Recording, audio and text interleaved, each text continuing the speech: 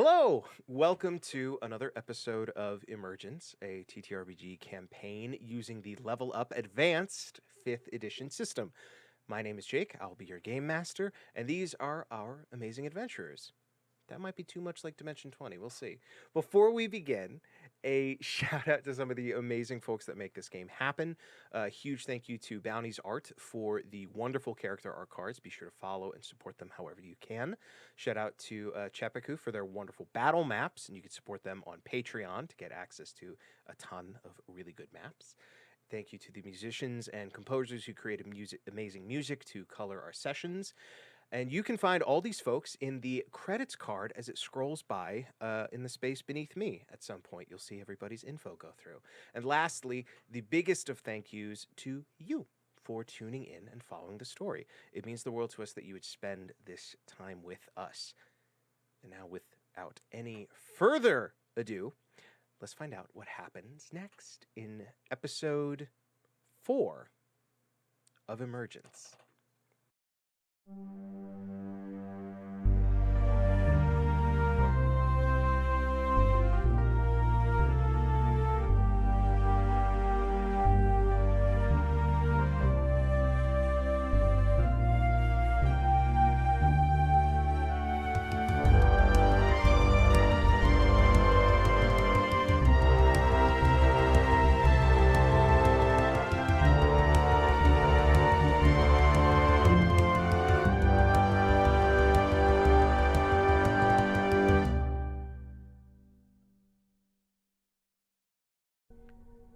When last we left, our emerging heroes left, it's like a theme, had left Hollyhead after a couple of days of preparation to head to the Tower Ruins about 2 days north of town. After tying up some loose ends with friends and family, they set out on their somewhat repaired, semi-burned wagon with their 2 horses, one friendlier than another. On the way there, luckily avoiding incident for the most part, except for a terrible autumn storm that rolled through the mountains, forcing them to take shelter, and in the wee hours of the morning, disrupting the final chunk of their rest, a large insectoid monster, an Ankeg, burst from the ground and attacked them. Luckily, with some teamwork and some very clever card throwing by Vela, the Ankeg was swiftly dealt with. And we cannot forget the most satisfying of splashes from Cal throwing a tree off a cliff. Now, the wagon, as you all are in the wagon, I believe, with Agnew at the helm, at the reins. You all have rounded something of a bend in the kind of canyon pass with steep rocky walls on either side, and you see a trailhead where a small, probably only about 15-20 foot opening leads off to a side trail that through likely Rain and Neander's research, or was it Vela? It was Vela. Through Vela and Neander's research, leads to the Tower Ruins. Really quick, what is everybody's passive perceptions? Don't like that question. I'm sure it's so good. It's not great. Actually, mine might be fine. 12. 12? No, it's not. For It's Neander. fine. 11? 15. 10. How does the There's some cleric pretty have the numbers. lowest Wild for a passive cleric. perception? How does the cleric have the lowest passive perception? I don't know. I might have done something wrong. That's okay, we'll figure it out. Should be We'll 10 fix plus that. your wisdom modifier. Neander and Vela, Then run 14. run yours by me again. I think you guys had high ones. So I take it back. Neander at 13. 13. Okay. Vela has 15. Okay. I don't know why. Don't worry about it. We can fix it later. The important thing, and then Agnew, what was yours again? 11. 11. Okay, so Rain, we'll say Rain and Vela with the two highest. 14. With a 14 and a 15. As you guys are going up, Rain and Vela, just as this trailhead comes into view, the two of you, before anyone else, begin to hear the sound of murmured conversation up ahead of you, seemingly coming from this trailhead.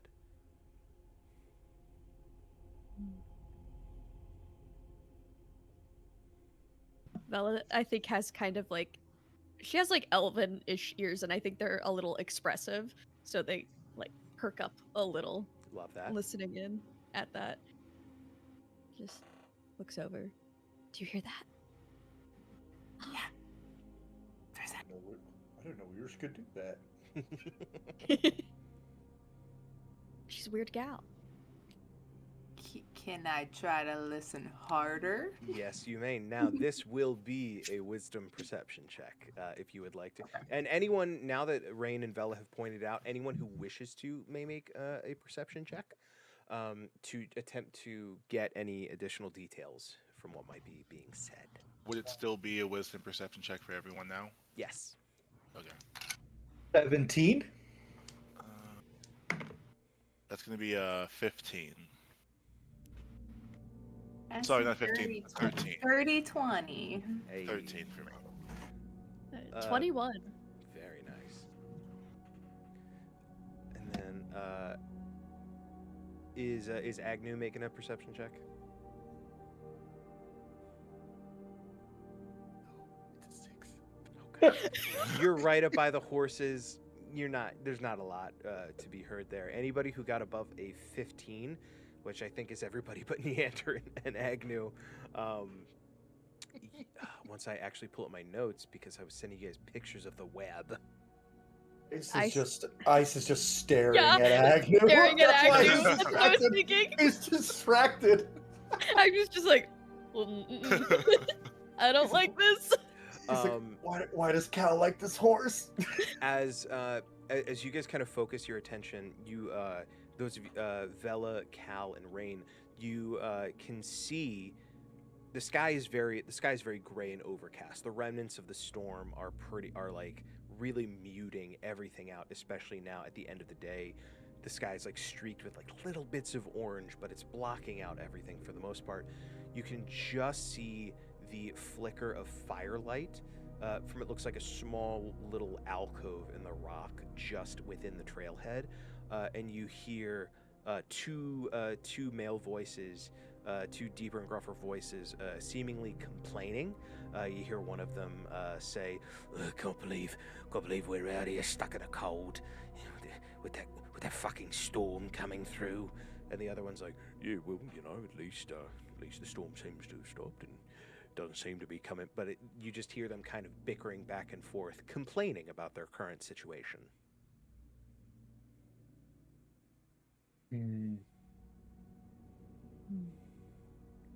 Thing. Fighting the intrusive thoughts. Berserker intrusive thoughts. Don't do it. I'm not gonna. They said they were stuck out here.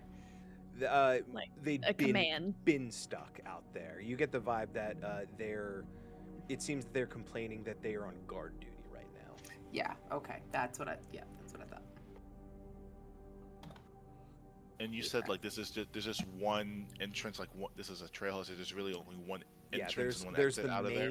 there's the main larger road, which is probably about, like, at this point being a very well-traveled spot, maybe like 30-60 feet across, this kind of Okay. like canyon road, and then a much narrower trailhead kind of leads further off into the mountains. And they're guarding the main road or the trailhead? They're off the road? inside of the trailhead. Got it. Okay. Okay. After a few seconds of listening, you guys all hear it sounds like a cork being pulled out of a bottle. They're drinking. Maybe they'll just get drunk, and then we can sneak past them. And if they're drunk and I knock them out, they won't remember it. Great. We can let them give us the drinks. And Okay. Neander's gonna like put his journal away. He's like, so we have to come up with a plan, people. Based on my knowledge or adventures, we come up with a plan. So You're right. I think he's like, Cal, I don't think I'm- we should knock them out, but also waiting for them to get drunk could also waylay our plans. I mean, if I knock them out, then they're unconscious and not in our way.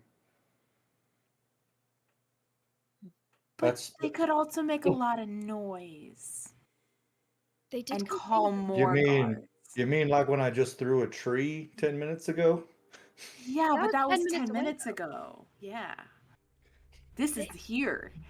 They did talk about complaining about a storm.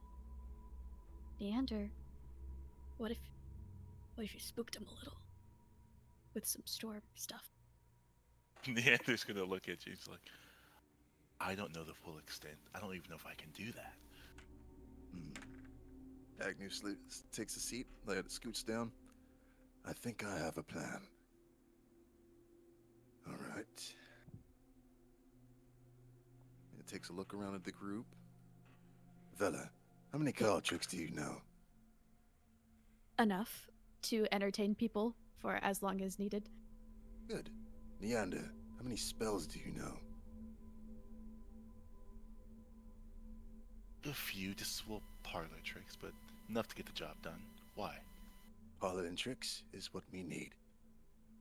Okay. Rain, do you have any gadgets that are meant for children? So many. So many. Good. Okay. Ah. All right. On my mark, As we're gonna do. as you say that, you all who have been having this conversation in the middle of this large canyon road, you guys see seemingly one of these two figures kind of step out around the entry to the trailhead. Heavy cloak obscuring most of them, like the hood's up against the chilly autumn air, and but they're holding a crossbow. And they just kind of call out, and they just kind of look over at you guys some distance away, and they just call out. He goes, "Who goes there?"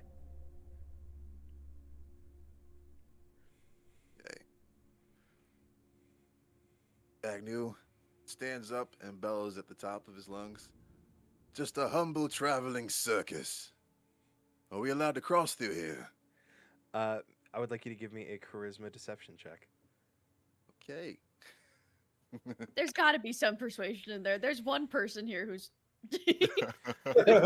There is one person, yes, who. I could count as a weird strong man. You're right. You could. I got 18. 18. That's pretty good. I'm gonna roll an insight. They don't have a great bonus. Excellent. He goes, "Circus? Shouldn't you all be traveling with like a big tent or something?" Unfortunately, our circus had a fire, and he points at the char on the wagon. The other one kind of comes around the corner. You see a much stouter, maybe like a dwarven figure, also holding a crossbow. And he goes, "So you all are a circus? You had a fire. You all in good shape then? You need any assistance?" Hence why we're traveling through. We're hoping to cross through to get our wagon prepared for our next show. Okay. The one who spoke first goes, "Well, I think you'd better be," and the second one like elbows him, and he goes, "Well, it just so happens that if you need a safe place to wait out the cold night, we've got a spot a little ways down the trail that you all could take shelter at." Very poorly concealed, the other guy goes, "Yeah." Doing a very bad job to cover up the fact that their intentions maybe not are so pure.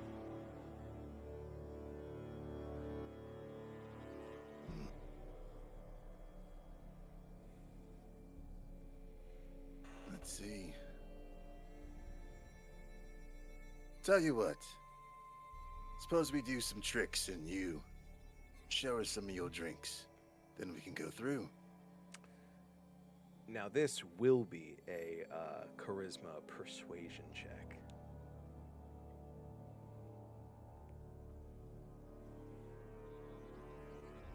Ah, 22. 22. That's very good.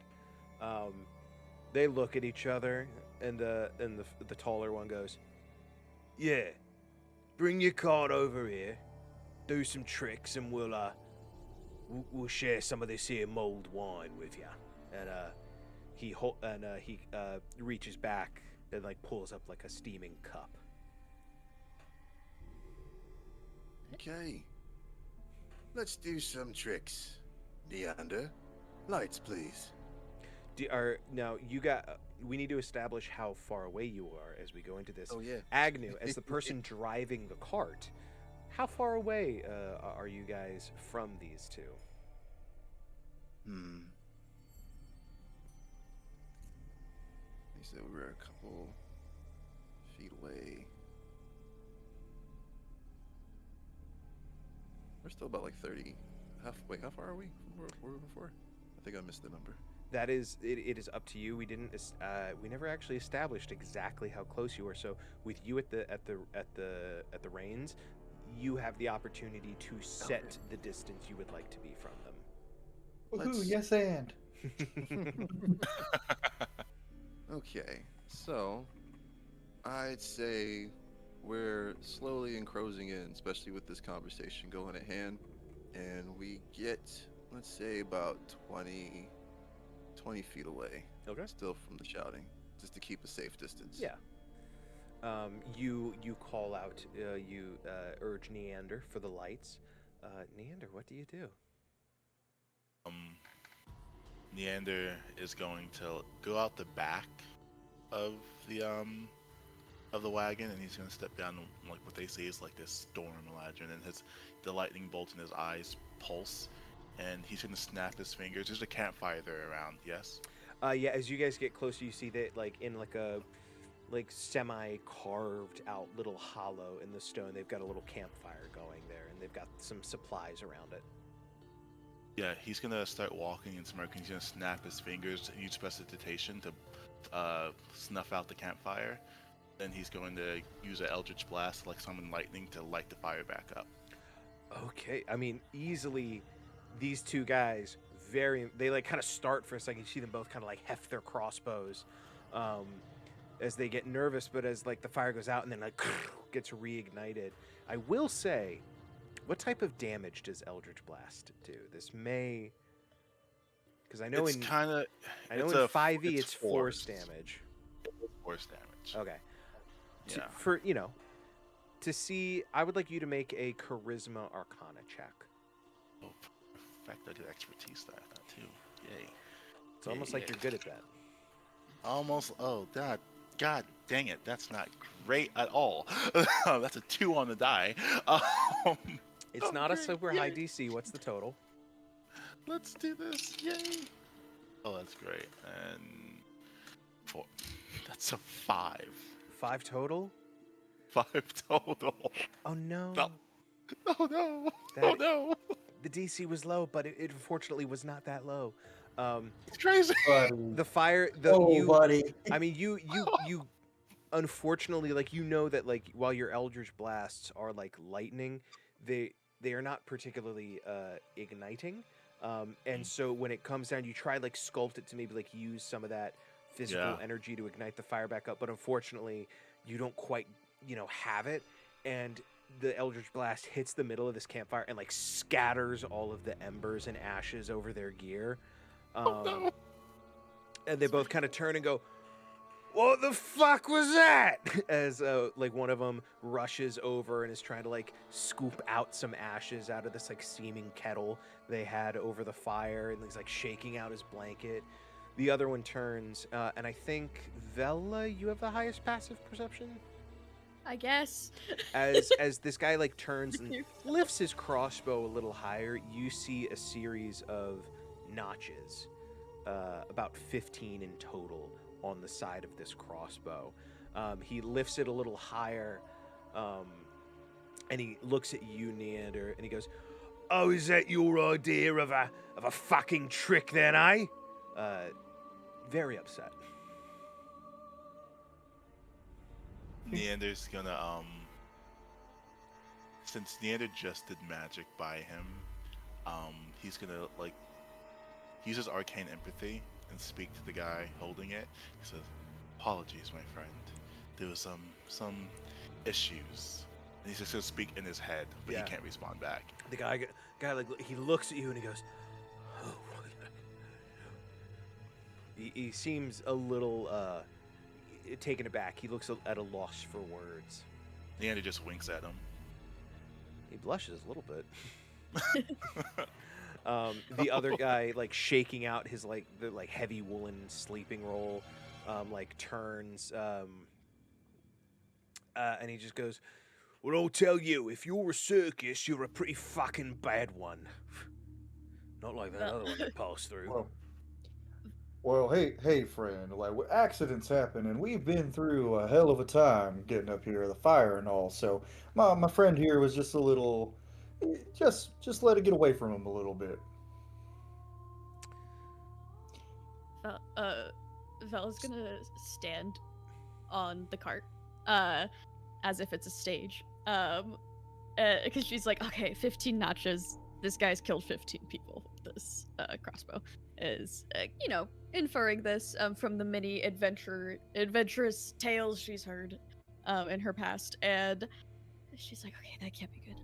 And now they're mad. And so she's gonna kind of stand up, go into her kind of performance mode, and is gonna be like, "I'm so sorry. We are a newer troop, still working out the kinks. I'm sure you can now infer how our last tent caught on fire, but we do have a couple more tricks up our sleeve." And I'm just gonna start doing like one of those card tricks where it's like, Yeah. whoa, wee, like, whoa. Go ahead and let's call this a Dex performance check. Okay, I can do that. After this check, I'm going to fill you guys in, because I haven't said it yet, on the mechanics of what is happening right now. Oh, No, not the things we're good at. Failing I us know it's now. it's the thing I'm like Oh, the actually, best at. I'm going to say, because Cal, I meant to say this beforehand, because Cal had stepped up to assuage the situation earlier, right before you can roll this with advantage. Yeah, thank you. Much better. So much better. Okay. So it's gonna be +6. 21. Buff That boy is- support. As you they do one of them laughs, and he goes, "Well, I'm surprised you ain't ignited your cart before then, eh? Probably on the line. God damn, that's very fucking impressive." So what is happening right now is so that you guys understand, now that we are about halfway through this, check marks I'm keeping in my head. You guys are in a bit of a social situation right now. So far, I am keeping track of successes and failures. The first to accumulate to 3 will determine the outcome. So far, Agnew got you guys off pretty good with a success. Unfortunately, Neander, not so good. So that's 1 fail. Vela has gotten you guys 2 successes. So right now you're 2-1 with successes. They seem at ease at the moment, but they're still holding their weapons at the ready. And I think, Rain, because you haven't said anything yet, the shorter one turns and he just goes, "What about you?" I sell toys to the children, of course. We have to get money somehow, you know? Would you like to see some? Do you have any children yourself? "Oh, not me. Doesn't agree with my career choices." And they both laugh in a way that is unsettling at that.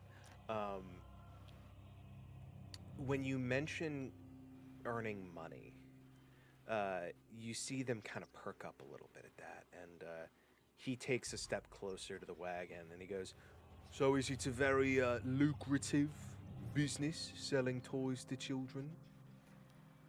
Well, it depends how much pocket change the children have, but generally not yet. Working on it. And the other one goes, let's see, how do I'm not gonna admit to having money. they were Oh, we're really broke. hoping you would. We're very Um, very broke. I'm gonna roll to see if they have the curiosity and whimsy in them. We love whimsy. On a nat 1, unfortunately, no whimsy to be had. No in either of whimsy. these fellas. And I think Vela, having picked up on the notches in the crossbow, you see similar notches on the other guy's crossbow. You can't see exactly how many, but it is more than the other guy. But he looks at you and he goes, "So what type of toys do you sell? What little ball and cup? Ball and cup? Mostly little like gadgets and gazmos, things that pop, things that spin and twirl. I have one that flips. Any of your characters who perhaps may have been bullied as a child recognize the laughter that passes between these two. As the one goes, "Let's see," and he kind of gestures to the ground in front of the wagon. Al's gonna kind of stand a little straighter because he wasn't necessarily bullied as a kid, but he was the He bullied the bullies. he bullied the bullies, and he heard that laughter and something just clicked in his Yeah. head, and he just kind of went, and he's gonna visibly kind of roll his shoulders back and just. Cal, you can, as you look at them, they're eyeing you up. They can tell that you are the biggest dude on this wagon right now. They're both kind of keeping an eye on you. But Rain, what do you do? Okay, so this is obviously up to DM discretion, how much. Okay. All right, and I'm happy to roll for it too to see what I was able to imbue. But I will grab a little ducky that one of the little ducks that goes forward and then hops and does a little spin. Yeah. But I would have tried tinkering with it to do just a really simple little magic spark that comes out of it. Yeah, let's Just a little pizzazz.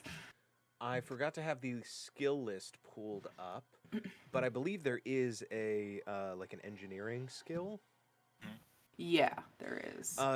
Is this something that Rain would have had to do in the moment to try and rig something with this toy, or is this just how this toy was? I would say this is something that she's been just tinkering with to try to, because this is something she's been kind of working on, is to see how much magic she can imbue in these gadgets that she used to just create. Yeah, let's go, because you are a cleric. We're gonna call this a wisdom engineering check to use your spellcasting ability with your engineering skills. I like that. Okay. Oh dear. Okay, that's still not right. It's a 13. A 13. Luckily, you see as the duck starts walking, one of them raises the crossbow as if he's gonna shoot it. However, just as he begins to lift it, the duck jumps up, does a flip, and then spits out a couple little sparks with an audible quack. And they both they love that. They both there's a knee slapped for sure. And they kind of well, I'll be damned. You fucking quacked. Tell you what, hey, you lot, if you've got a cup, take a sip of this here mulled wine, warm your bones, and then we'll take you down the way to our shelter and make sure you all get a good night's rest. But they lower their crossbows fully off their guard at this moment, gesturing to the steaming kettle over the fire that they've seemingly got some mulled wine cooking in.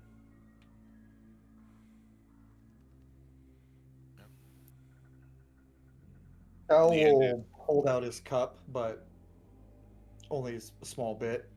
Like They let them pour a little. they're not offering to pour it. They like if you like hold Okay. out your cup, and one of them goes, "Well, I'm gonna pour it for you. Come on," and like gestures for you guys to like hop off the cart and walk over. They're not holding their weapons. It doesn't seem like they're waiting for you guys to get off the cart so they can like black bag you. It is very clear to see their intent is to simply walk you back unawares to the tower ruins, not knowing that you know what's going on. I think Neander in embarrassment, he's just going to grab a cup, and then realize, oh, the fire that the mulled wine was out. So he just snaps his fingers, puts the fire back up with prestidigitation, and then he kicks the cup, and then he's gonna go back to the wagon and write in his notebook, "Need to work on Eldritch Blast." As you guys do, if you do get a cup, they if anyone takes more than like a little bit, it seems like maybe they're like, oh, we don't have that much. But in a few moments, they gesture to you, Agnew, and they say, "Why don't you pull your cart around here? We'll walk you back to our camp." Certainly. Would you mind guiding the friendly horse for me, please? One of them, he goes, "Sure." And the tall one goes in front and kind of like grabs the halter of, I don't remember your horse's names. Ice and kelp. And Ice is evil. I pointed, gestured at Ice. Okay. I forgot to do that. Yeah. Okay. He Ice kind of like bucks his head back and he like grabs the halter and like yanks Ice's head back down and goes, "Oh, he's got some spirit, does he?" And then the shorter one goes behind the cart, and the tall one begins leading, basically driving your cart forward while the shorter one is behind you. Okay. And they are walking you guys down this trail. Al took an uncharacteristically small bit of wine when he did. He's like, no. I forgot to say, anyone who did drink the wine, it is shitty wine, and it is. He took a sip and It's then bad, went. especially coming from like Hollyhead, which like they brew their own shit. This is bad. This is some toilet wine. All right. Something else. Neander took a sip and then immediately spit it out. He's like, "Oh," and he just knocks it back out. He's like, "This is disgusting." Not like the one back home. It ain't even as good as the wine back home for me. The one behind you guys calls out as you guys are saying this, and he says, "Oh, well, where is home for you, big man?" Hold up, let me pull up the map. That's okay. That's okay. Let me hold up. Don't say it. He ain't. Hollywood. Where's the map? Hollywood, Maryland. Really? Oh, wait, hold on. I forget which chat the map is in all the damn time. Art and inspo. You'd think I'd have made a maps chat. Don't worry about it. Don't worry about it. Don't worry about it. Is it pinned? Let me make sure I pin it. Hold on, It's the very first message The only deck of cards I have right now to fiddle Okay. with are Grogu ones. So Disney what? don't sue us. He's like, oh well, original. I haven't been home in a while, but I'm originally from Corehaven. Now, I would like you to make a charisma deception check. Okay, I have good charisma. This should be fine.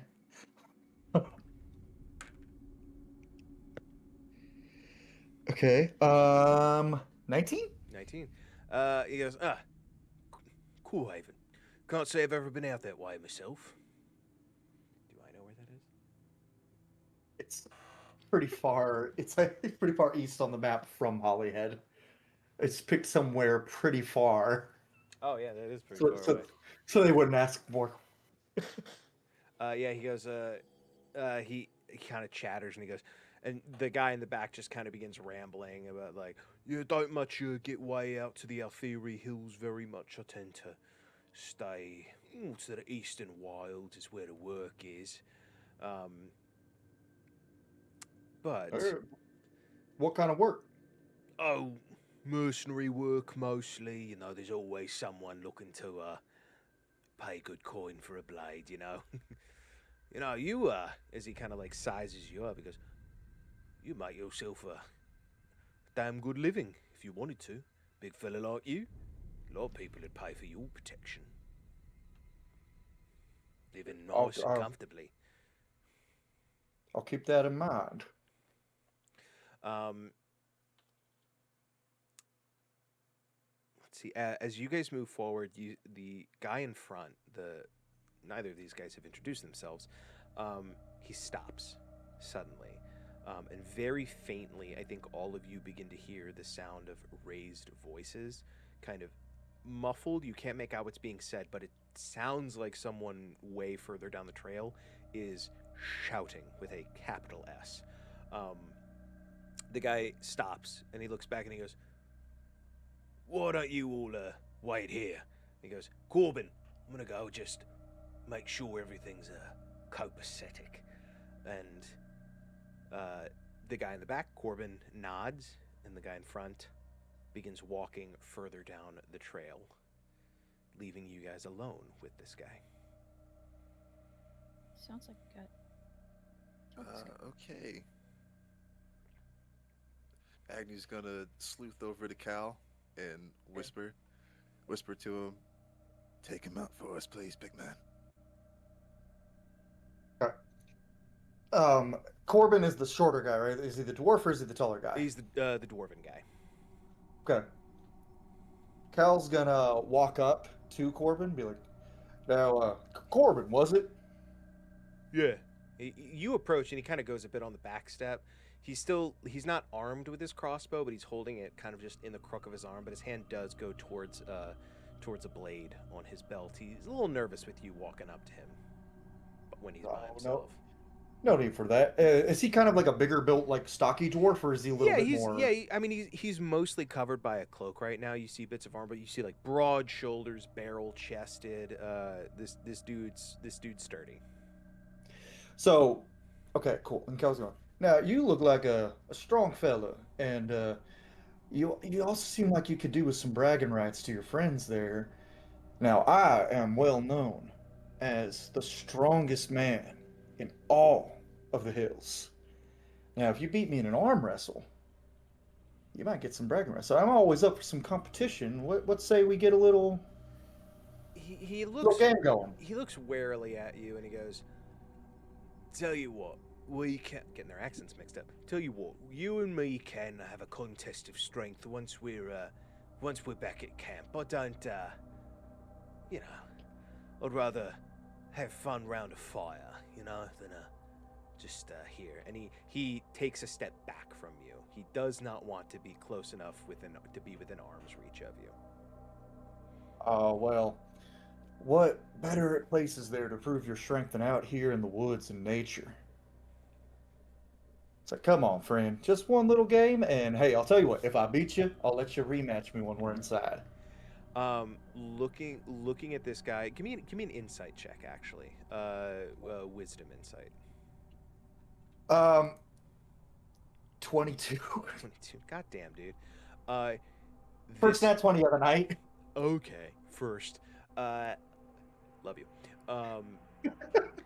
Looking at this guy, you can tell you've met guys like this, not necessarily that are like sticks in the mud and don't want to have fun. This guy is very suspicious of you and does not want to be in close quarters with you. You don't know that you'd be able to convince him to get over that wariness of someone who is a professional a professional fighter, basically. How far are we from the cart? You guys are only you stepped off the cart. You're probably still within 5 feet of the cart. There is a 5-foot gap to use battle map turns. There is one space between the two of you. He is out of your reach. And I think, Cal, as you get close to him, you see that large number of notches on the crossbow as well. Kind of with that insight check, this guy is an experienced and trained killer. He is just one guy, though. Well, he's 10 feet away from me, right? Yes, he is. I'm gonna go. Well, that's a shame. And I'm gonna swing with my halberd. Try to non-lethal. There you go. Go ahead and roll to hit. He is not surprised. Okay. That's not an at 20 like I wanted, but wasted it. It's with the halberd I have a okay, yeah. That is a dirty 20 though. I mean, that'll definitely hit. He like goes to dodge, his like cloak flares back, and you guys see he's wearing like leathers underneath. He's not super heavily armored. Okay, and that is going to be. Oh, I rolled the wrong dice. It's a D10, not a D8. Whoop. Ooh, okay. 16 slashing. Jesus Christ! How did Matt rolled max damage. Okay. You have I plus rolled a 6 to 10. damage? Who Yeah. picked this system? I have 18 strength, so that helps. It still doesn't make sense to me. But don't worry, it doesn't have to. You like swing the halberd around as he like goes to raise the crossbow. You fucking clock this guy on the side of the head, and he hits the ground like a sack of dirt. He is out. You said non-lethally, so you did not kill him. He has still suffered some major head trauma, but he's on the ground, functionally unconscious, as he's like moaning, like kind of holding his head. There's like blood coming down. He's not good. He's unconscious. I'm gonna take his crossbow too. Yeah. That's mine now. Grab. Yeah, you have a light crossbow in your inventory now. And I'm just gonna go, all right, well, and I'm gonna look back at Agnew. All right, so what's the plan now? Okay, so Agnew does a quick surveillance of his surroundings. We're still. Is there anywhere we can kind of sleuth to, possibly? I would say with the growing darkness, this is not a particularly wide trail, but there are some kind of rocky spots that, you know, with a successful enough, I would say, is there a skill you would, I will say there are opportunities for you to like pull the cart to the side and perhaps be hidden. Is there a skill you would like to utilize to make that happen? And also, are you guys leaving the unconscious dwarf in the road? I was gonna get to that. I picked him up and slung him over a shoulder. Okay. Good to know. Having my hand on his like hands behind his back, like around his two wrists, holding kind of like this. Yeah. He's a dwarf. He's short, so heavy as shit though. This man is dense. I never understood how dwarves can be so damn heavy. I threw a tree earlier, and this is somehow harder. It's like the opposite of bird bones. Agnew, what skill would you like to use to hide the cart? And if anybody would like to assist in this, as you see Agnew kind of scanning, looking for an opportunity.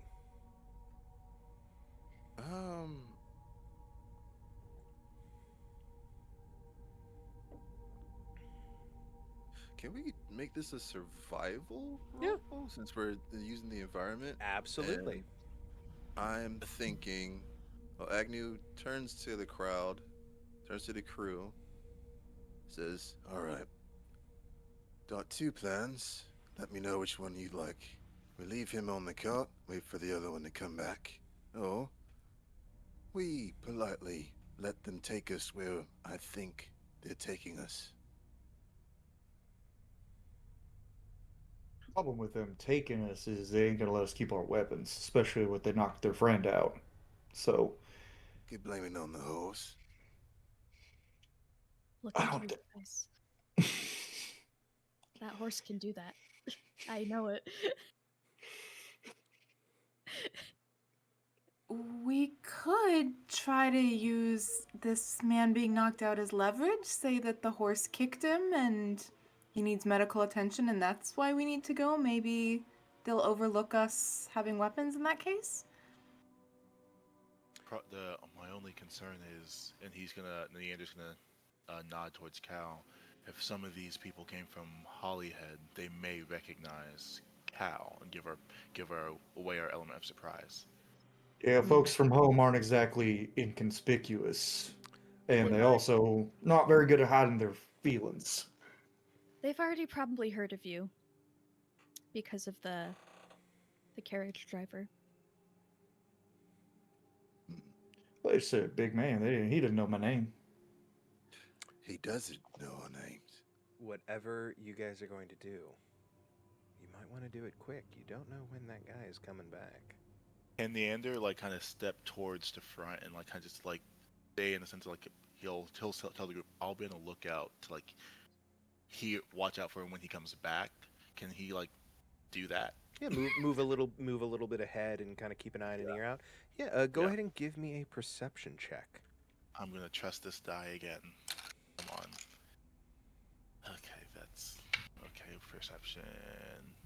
Lovely. Wisdom perception. Yeah. Can I raise you? Charisma? No, I'm kidding. If you can come up with a reason as to why charisma would apply... There's no reason. There's no reason. I just want a better modifier. That's what I thought. What's your total? Going to dice jail. That's an 8. An 8. Total. I think in this moment, Neander, as the rest of the party is deliberating, Neander, you, I think perhaps might have a momentary distraction because as you round a nearby bend in the trail, and as you round that bend, you realize you guys are a little closer to the tower ruins than you thought. As you see maybe like another 100, 200 feet down the trail is like almost emerging, is like a 2-story ruined structure crumbling, and it is a ruin in every sense of the word. But what you see around the front of it, you see maybe a dozen or so horses. You see a few carts and carriages of various designs and styles as well as costs. And you see a lot of like barrels and crates, perhaps supplies. But what you hear, I think, is what distracts you the most. Because as you round that corner, that muted yelling that was echoing down the trail clarifies, and you hear a voice just screaming in anger, echoing out from this tower as they say, "So you're telling me you ran all the way here with no sense to go the other way, and now you tell me that there is, what, a group of fucking peasant hayseeds potentially on their way here, I assume with torches and pitchforks? That is your explanation!" And you hear a crying out in defense of themselves, a voice that you recognize as the voice of the carriage driver. Say, "I'm sorry, we were outnumbered. There were too many of them. We didn't think they would fight back at all. And listen, I watched one of them rip Phaethon's jaw off. I did what I could. I ran through the storm to get here. Almost got washed down the ravine. I'm sorry. I don't know what you want." And you just hear the guy begins to get louder and louder. He goes, "No, wait, no, Victor, I'm sorry. Ah!" And you hear a echoing and quickly receding cry that comes to an abrupt stop. And there's a moment of silence as the other voice, still loud, says, "We are moments away from finding what we want, what I want. If anyone else would like to make excuses, you are welcome to join him. Unfortunately,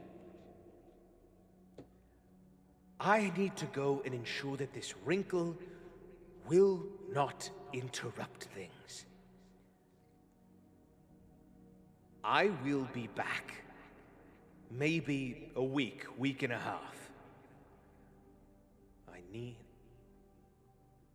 If anything goes wrong while I am gone, 1, do not stop digging. If anything goes wrong while I am away, I will cut off your hands and feed them to you. Do I make myself clear? And you hear a low rumbling of agreement. A moment later, you see in the dying light, you can barely make out this figure, a cloaked, tall person go out to the front, gets on a jet black horse, and begins thundering at a full gallop down the trail. We're going to rewind for a moment as Neander has stepped away. In that time, what are the rest of you doing? I'm taking the blade also that this guy had as well. What kind of blade is it? Just like a short sword, long sword, dagger? It's scimitar stats. It's like a short curved slashing blade. I'm just gonna hold up it. Anyone want this? I'll take it. There you go. And I realized I never made my survival roll Yes. earlier. And I'm also gonna just for now bind this guy's hands and just gonna plop him down next to a tree. We got a nice 17. A nice 17. Heavy little fucker. You pull the cart off. Luckily, there is in the shadows of the twilight, there's a nice covered area that you can pull the cart in. As Cal, you bind this guy up. Rain and Vela, are you all doing anything in this moment? So I will follow the unconscious man and make sure that he's actually unconscious. Yeah. And not dead. Because I'm cool with it yet. Give me an intelligence medicine check. Yeah. Okay. Nope. I can't tell. I mean, dude's got it's a 5 total. He's breathing. Okay. Yeah. All right. I'll kind of maybe try to wipe any little blood trail that he has, and then I will try to help tie him maybe to the tree. Yeah. We're doing that. There is no tree here. There's no tree. Okay. You guys are in a rocky ravine. I'm very sorry. There's no trees. I will tie him to a rock. Himself then. I'll tie him to a rock. Very Prometheus. We can do a nice little hog tie. Where's the druid to turn into a bird? Can we wedge him in? What? There is a you can wedge him into the rocks. Yes. Vela, are you doing anything as Cal takes this dwarf and wedges him in between him down? rocks? I just picture Cal's going This guy's gonna fucking die. Yeah. Oh my god! No! Don't kill him. That's what He's He's gonna be fine. I'm just making sure. Is he? I'm just making sure he stays where he's actively losing death saves.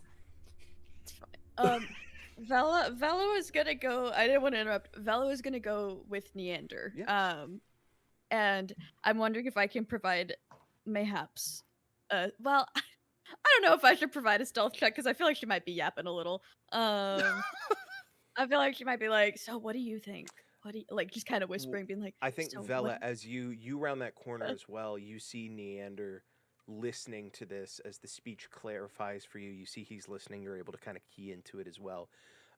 With your passive easily enough, you hear that conversation as well. Or not that conversation. You hear that tirade echoing out from the tower ruins. Did she hear the carriage driver die? If that's what that was, then yeah. Then Sounds like it. Oh god, that sucks. But the two of you see this horse will be upon you momentarily, galloping down towards you, and you know that your allies are behind you. How far away are You guys are we really close from- together. If you could turn on your heel and get back to the group, if you wanted Okay, to. okay. So Neander is gonna speak in your mind, Vela. She's like, we should probably get back.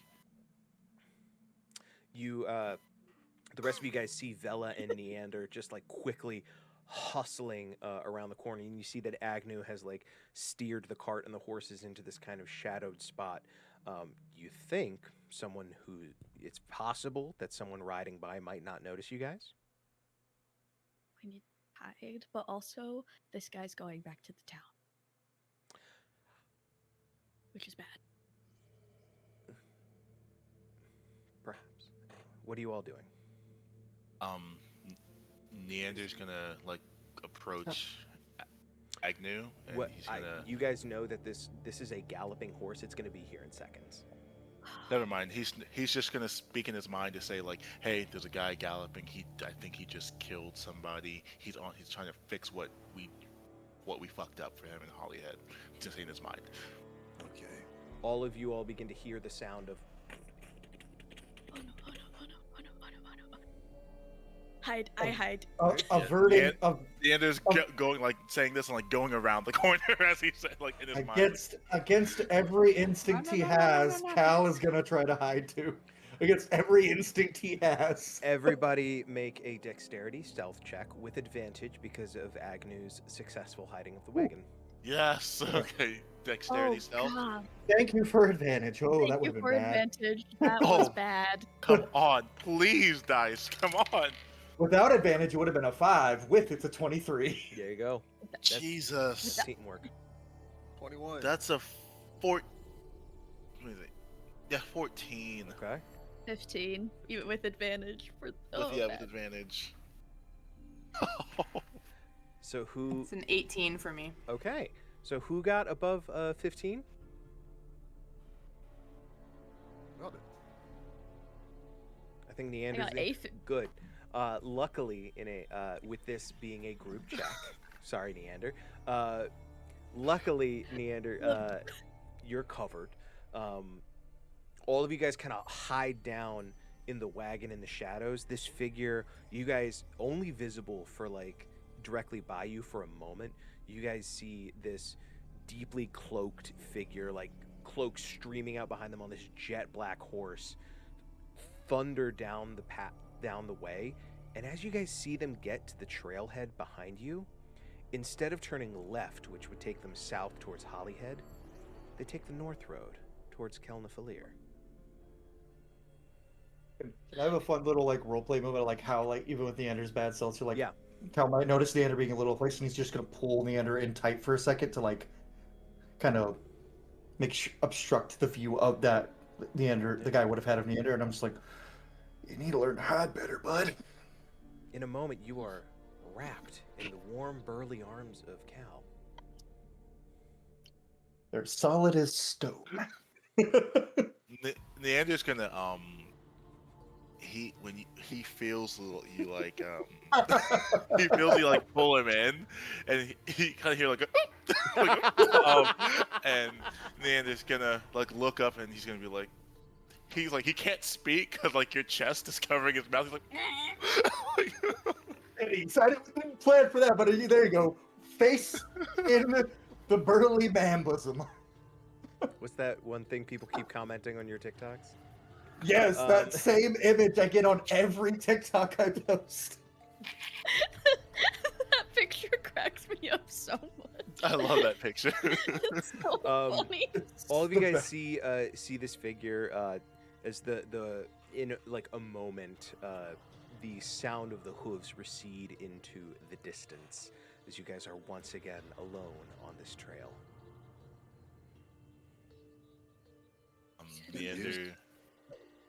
Neander's gonna look to Vela and he's gonna say, "Did you gather that he's probably the leader of this settlement?" Oh yeah. What do you think's happening? I feel like there's a ritual. I feel like they're gonna find a ritual, and like they're the Crimson Bandits, so blood, Yeah. ritual. I think Neander would agree, and he's gonna like tell the group, basically like what him and Vela heard, and why they raced back. And then he's gonna say, the main thing that bothered me was he said, keep digging. What are they digging for? Well, whatever it is, it sounds like we don't have a lot of time to stop him if he thinks they're getting close. So, whatever we're gonna do, we need to do it quick. It seems like we might need to go heading towards Brook Lake after this, because wherever he's heading is probably not good. Did Cal get a decent, like, even remote look at that guy? Not at the speed he was going, wearing black at night. Yeah. Unfortunately, not. He's gonna stare off in that direction. He's like, whoever he is responsible for every bad thing that's happened in my town lately, so I would very much like to crick his neck a little, get to know him a little better. Agnew steps out of the shadows, puts his hand on Cal's shoulder. Well, luckily, he's got high friends. And he looks over to the dwarf that's wedged into the rocks. Let's ask him some questions. We have some smelling salts. So when he's wedged in the can rocks, revive is he wedged between like two boulders? I don't know, man. You put him there. You know what? Let's say I put him like laying flat, like between two boulders, but like just enough that he is stuck, but his head is hanging out from the boulders. Oh, so he is full horizontal. Yeah, and his head is hanging back, like dangling back, like he's face up. Oh, he is And not having an easy time breathing. yeah. I'm gonna walk over and wait for Rain, and then I'm gonna have my hand on the back of his head. Like, all right, Rain, do your thing. Like, we could put him in a maybe more No. good position for him to talk. Okay. No, This is- I'm gonna help him be able to breathe better. Unless he doesn't want to talk, then I'm gonna just drop him. I'm gonna step away. I don't want to look at this. I'm gonna go. Probably smart. We're not killing him, right? No.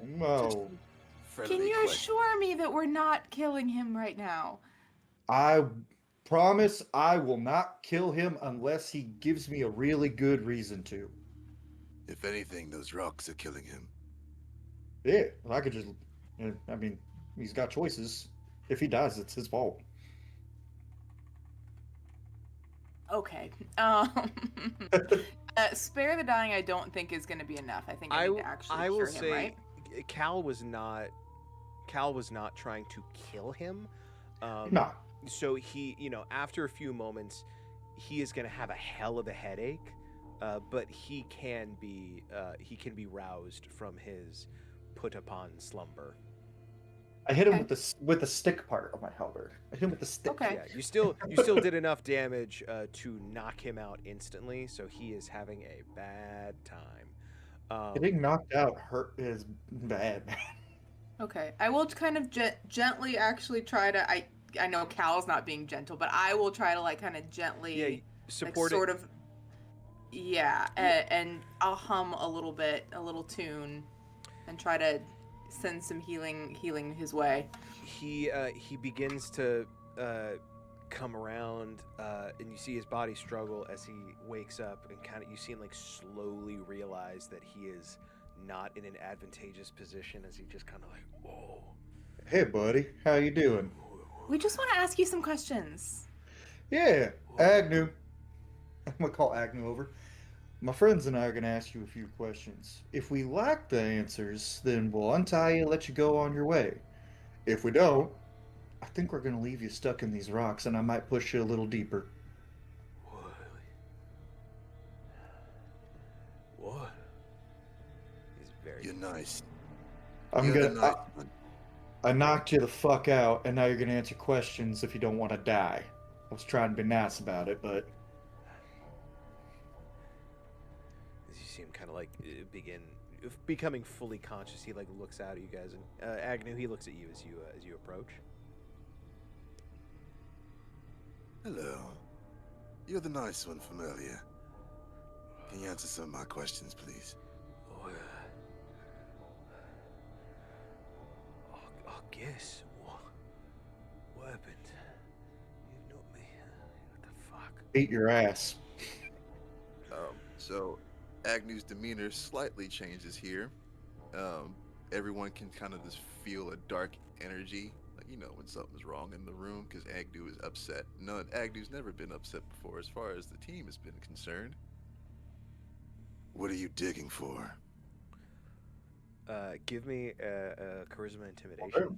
with advantage because you guys have wedged this man in a rock. 23.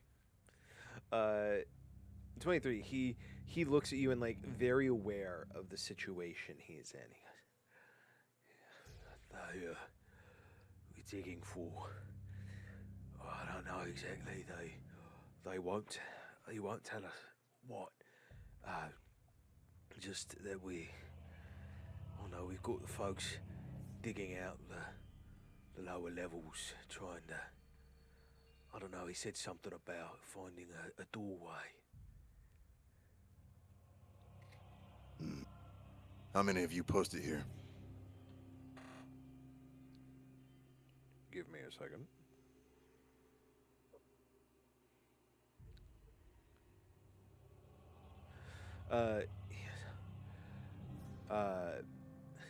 About maybe 35. Last question, and I'll let you go. Man in black. Name. Name is Victor.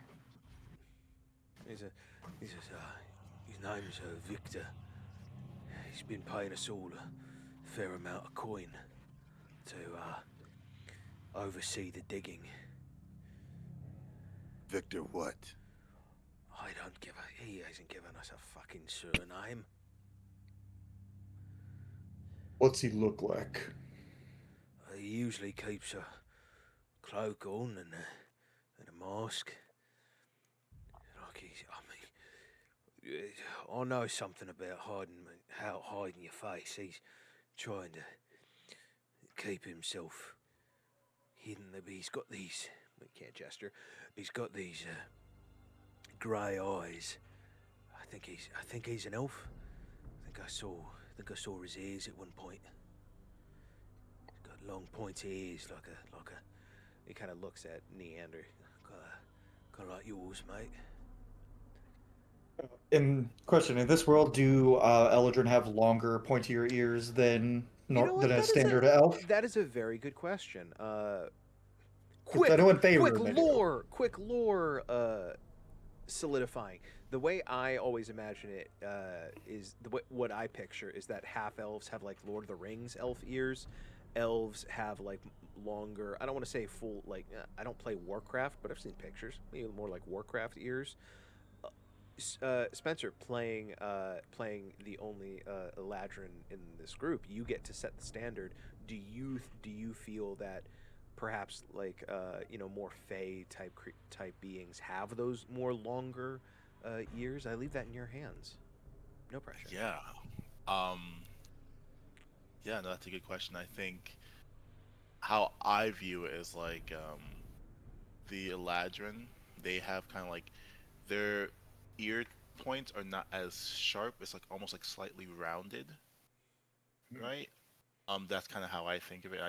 It's akin to like they're in the magic of the Dream of the Feywild, so like their ear tips are rounded, but like they take on the element. They become pointed when they use their actual element or season that they're in. Okay. So that's how I've always viewed. I mean, I think that's cool. I think that's very cool. Okay. So does that guy? Do we retcon that guy's statement then? No, we'll say you used Eldritch Blast. There's a bit of a point. He's making the point that he thinks Victor has elven ears. That's the information that I'm giving you. With that information, would Neander know of any? Because you said he took. Yeah.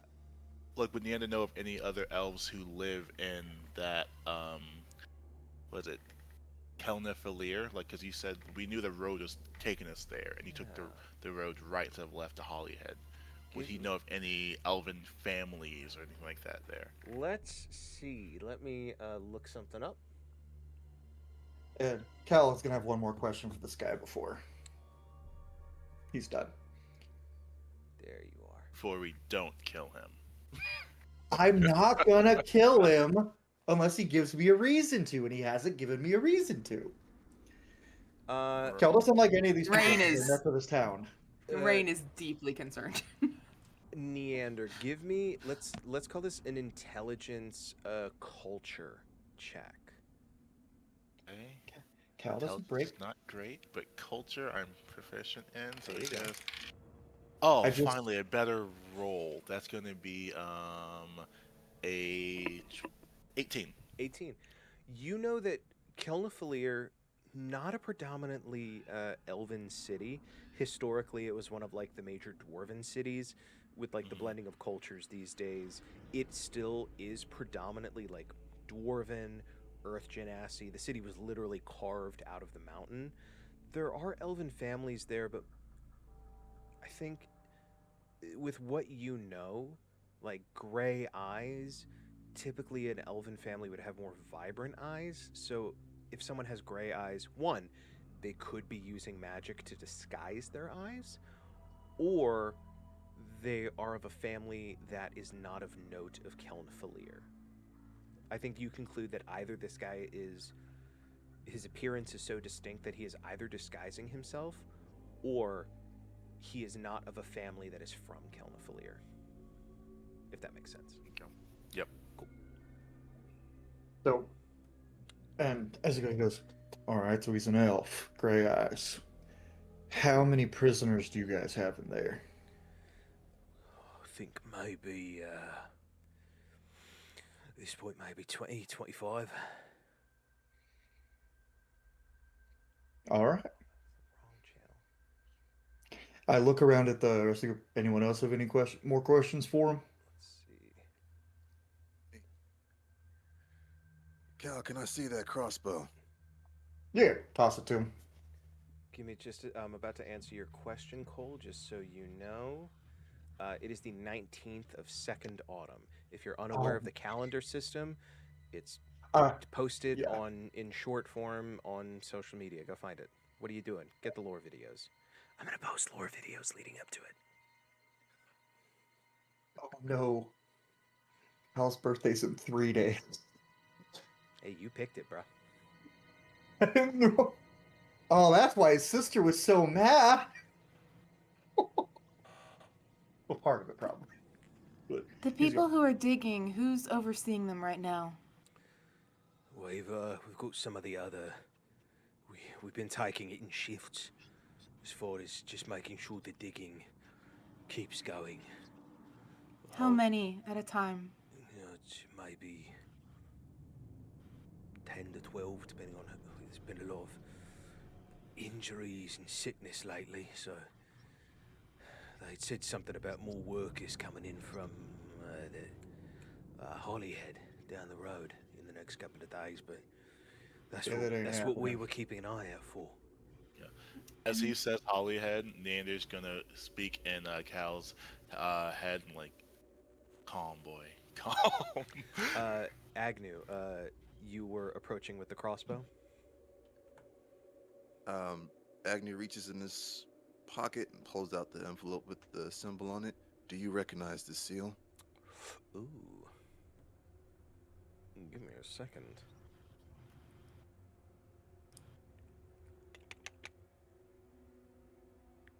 Where'd the note go about this? I had a note for this.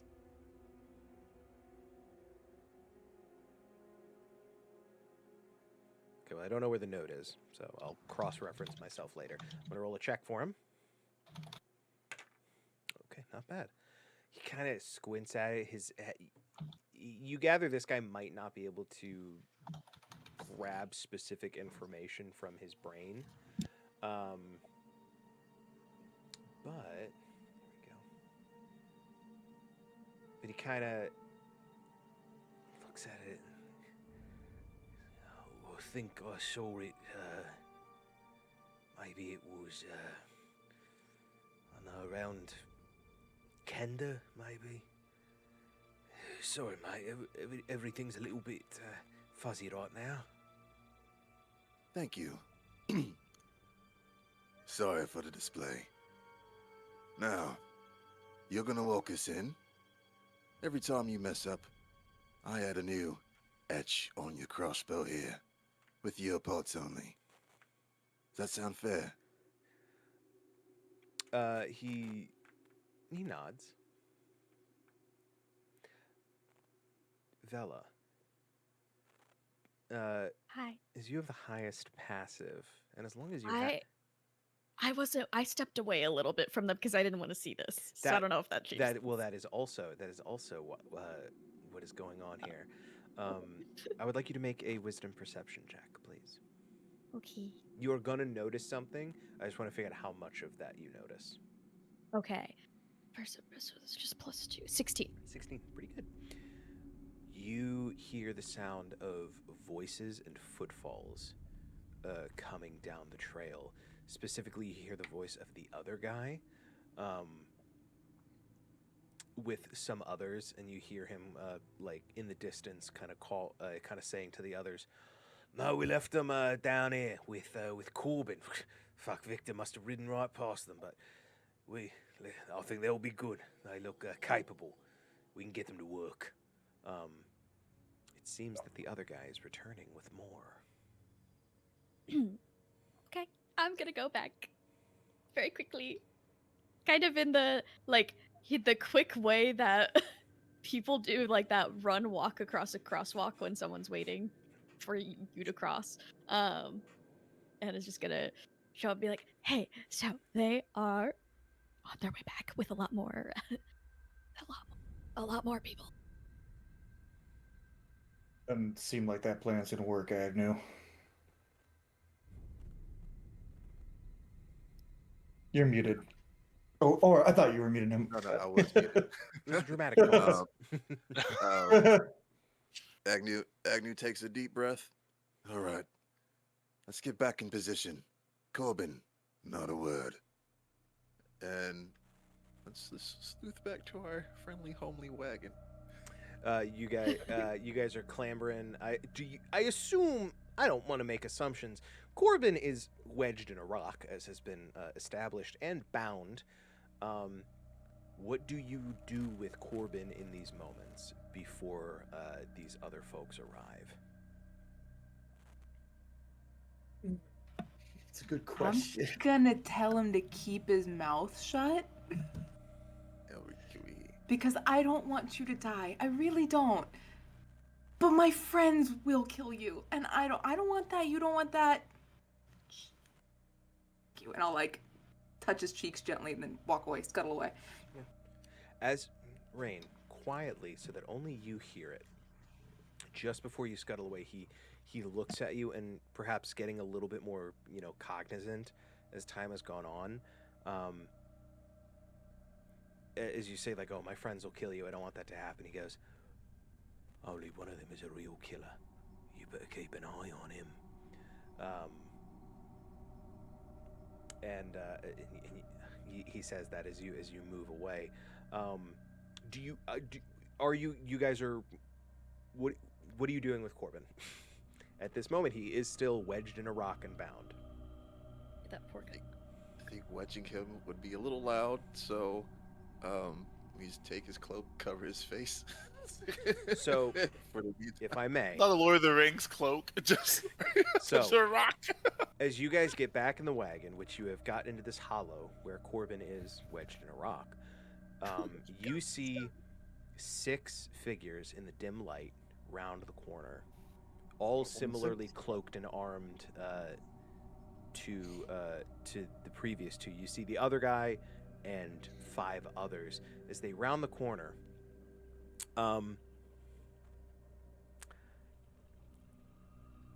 You have thrown a cloak over Corbin, who is, lest we forget, in a rock. Don't worry about it. Don't worry about it. They round the corner, and the tall guy looks at you guys all in the wagon, which has been pulled off to the side. This cloak, and he goes, So bad at this. he looks and he goes, "Where the fuck is Corbin?" Corbin then shakes his head gets his face free, That'll do it. and yells out to the others. I can do it. Yeah. Take him down! With panic Hand in axe his throw him. voice. I'm throwing a hand axe at one of them. Everything's happening at once. That will happen on your turn. Okay. Oh, well then. Oh, wait. Oh, we're gonna initiative. So Corbin, buddy. we're gonna take a break. We're gonna take a Breaking his break, neck. and then we will we'll take a quick 5 for us. Maybe not for the audience. I haven't yet determined how long breaks are, and then we'll come back to it. So grab a snack. We will be right back.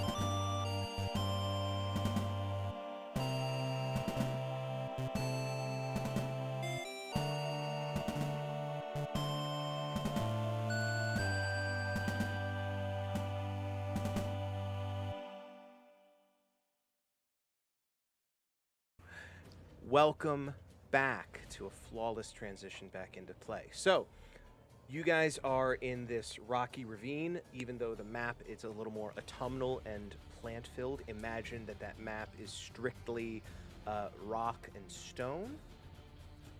We all have imaginations, and I would like everybody to roll initiative. What kind? Ooh. What? Yeah, what kind? Dexterity, initiative, wisdom. Oh shit! initiative? Fuck! Is that a thing in this system? I never actually. Sure is. Sure Yeah. is. Oh boy! You know what? Because I was unprepared. Sure. Dexterity. Dexterity. All right. Dexterity initiative Okay. for now. I still Oh, get plus God. 4. I'll All get my weird with good it later. stat rolls are going bad. Paper. 20. So Eh, 24. hold your numbers. Hold your numbers. That's great. It's probably better that I do go towards the hang on. top. Yeah, Pause maybe for just you a should. second because I need to move a stat block. Don't worry about me. I'll just be waited from. I'll be supporting you all from back here. The Fae will be back in the back. Or the cart. Like, yeah, get him. Okay. Initiative 20 plus. 24. I'm Okay. shocked. Uh, Gasp. I'm sorry. 15 to What? 19. Oh, okay. I was about to be like, nobody else? Royale, what'd you get? 19. Nice. 10 to 14. 13. What is Yeah, your dexterity score? +2. Okay. Oh no. This makes sense, actually. The two that are not good at any of this are gonna go left. 5 to 9. 8. 7. Actually, no, 9. A 9, sorry. Okay. Look at us! Look at us. Leander. Who would have thought? Not me. Okay. Not me. Good thought. Hey, look at us. Okay. Let me make sure my screens are firing on all cylinders. First up, appropriately enough, Cole, you already kind of said what Cal's going to do, but you are first in the initiative order. What would you like to do? Well, now that I'm looking at the map, Actually, So pause for a second. yeah. Cool. Just making sure everything's recording. Okay. Carry on. All right, so I'm in the wagon. Is hopping out going to take extra movement, or can I just, like, since I'm... No, it's like a short drop, so like any movement out of the wagon is normal movement. Okay, so Get Gravity 5, on your side. 10, 15, 20, 25, 30, 35 feet of movement I have. Christ almighty. Barbarian. Berserker. I get... Yeah, it doesn't mean I have to like it. Now, Cole, not to be a dick, I am gonna, because that is a monumental distance, I am gonna use the measure tool on Roll20. # not sponsored, but feel free to. Okay. Okay, so I can still Yeah. get... Yeah. Okay. Okay, I'll just make it... Okay, cool, It's all cool, good. cool. It's all good. Well, And I want to then- get in the habit of checking ourselves because it might bite us in the ass later. You fucking I'm- sprint at these guys. I'm gonna get grumpy. I'm gonna become a grumpy little fella, and and that means I get 5 temp HP Dear God. because I get 5 times my berserker level as temp HP every time I rage. I should really read the book, shouldn't I? That's gonna be rough when I'm like level 10 and get 50 temp HP. That can't be right, but we'll And find out later. I'm Carry looking on. at- Carry on. Let me make sure I'm right because I could be. It's all good. We'll check later.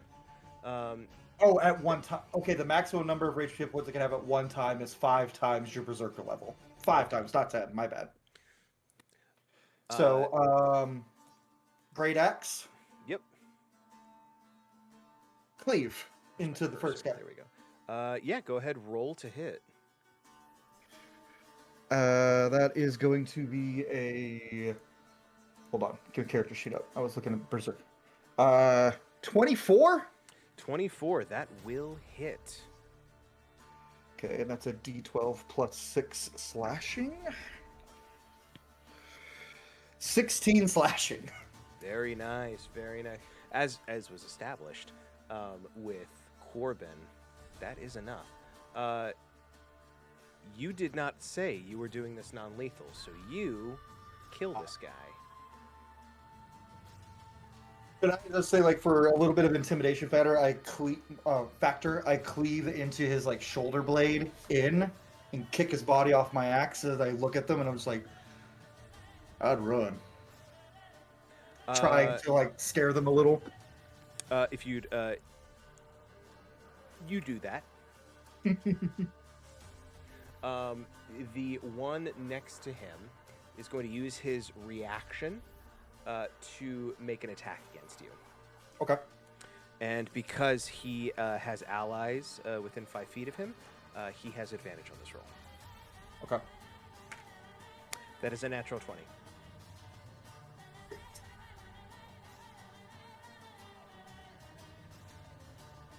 So normal damage roll.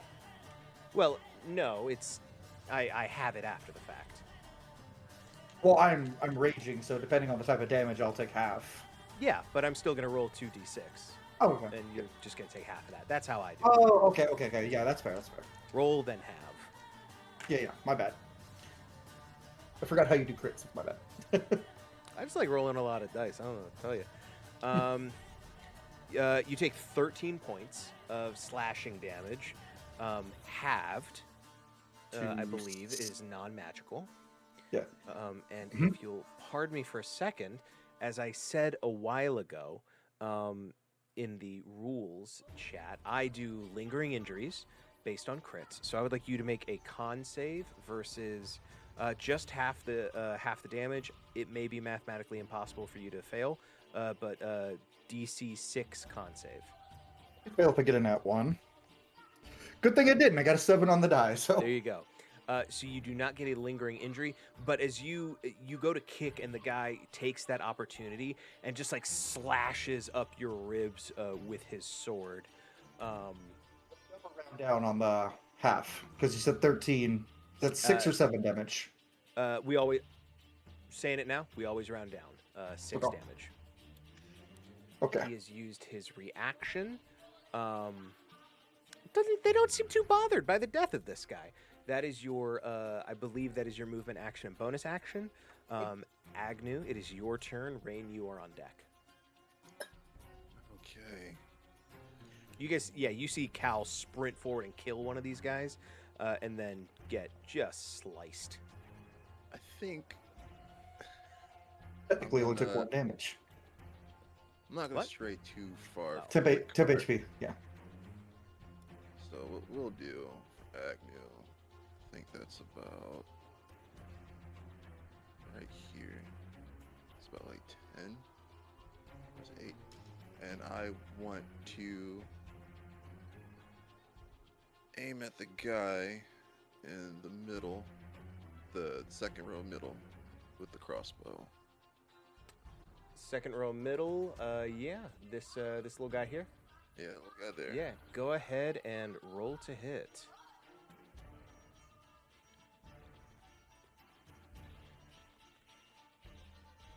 D2.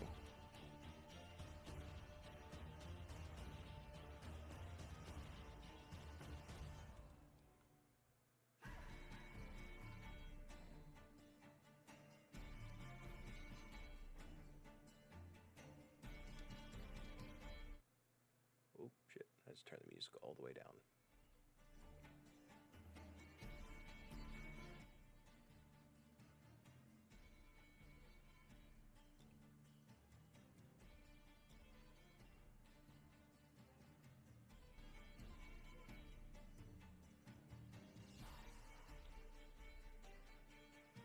Royale, what did you say what you rolled to hit?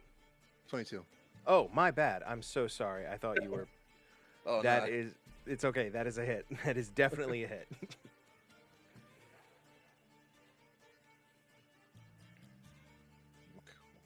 think I will end my turn there. I think I'm going to stay in this position. Yeah, what did you get on damage? I got 5. Okay. Right, you land a hit on them. That is 3. You get a solid hit, and you're staying where you're at. Yeah, I'm staying where I'm at. Okay. They are going to use their reaction to make an attack against you. Actually, no, that is a melee ability, so no, they will not do that. Yeah, bringing us now to Rain's turn. Okay. I have a powerful thing, but Rain would absolutely not be ready to do it yet. Okay. So she is going to use a Sacred Flame. So she's going to wind up a little toy, listen to it click a little bit, and focus on that as she casts at this lad. You got it. Is that a roll to hit or a save on my part? It is a dex save. Let's see. What is their dex save? Not great. That is a 10. No. That is a fail. So 1d8. Where's my d8? No pluses. Bummer. And I'm going to say that one in the middle that you're getting right now is going to be the guy from earlier. As he was kind of leading. That tracks. That is 7 damage. Very nice. Big hit on him. And then I'm just gonna put a little distance between, just so we're not completely together. Yeah. Okay. Is that it for your turn? Yep, that's it. Okay. It is their turn now. Bandits. After this, it is going to be Neander. First up, Cal, you are the big threat on the board. So 3 of them are going to make attacks on you. With advantage. Okay. With advantage, because this is what they do. Do I have another D20? No? God damn it. My dice are all going missing. So that is... first one is a 21 to hit. That'll hit. Okay. I gotta start rolling damage at the same time. First one is 3 points of damage halved to 1. Second is going to be 14 to hit. Does not hit. Sorry, with advantage, my bad. Jesus Christ, 22 to hit. That hits. That is going to be another 3 points of damage halved to 1. And the next Really glad one, I chose Berserker instead of Herald, guys. another... Well, hey, maybe if you chose Herald, you wouldn't be in this situation. That is another nat 20. Ugh. So that is going to be... Jesus Christ, I'm rolling very well on damage on the crits.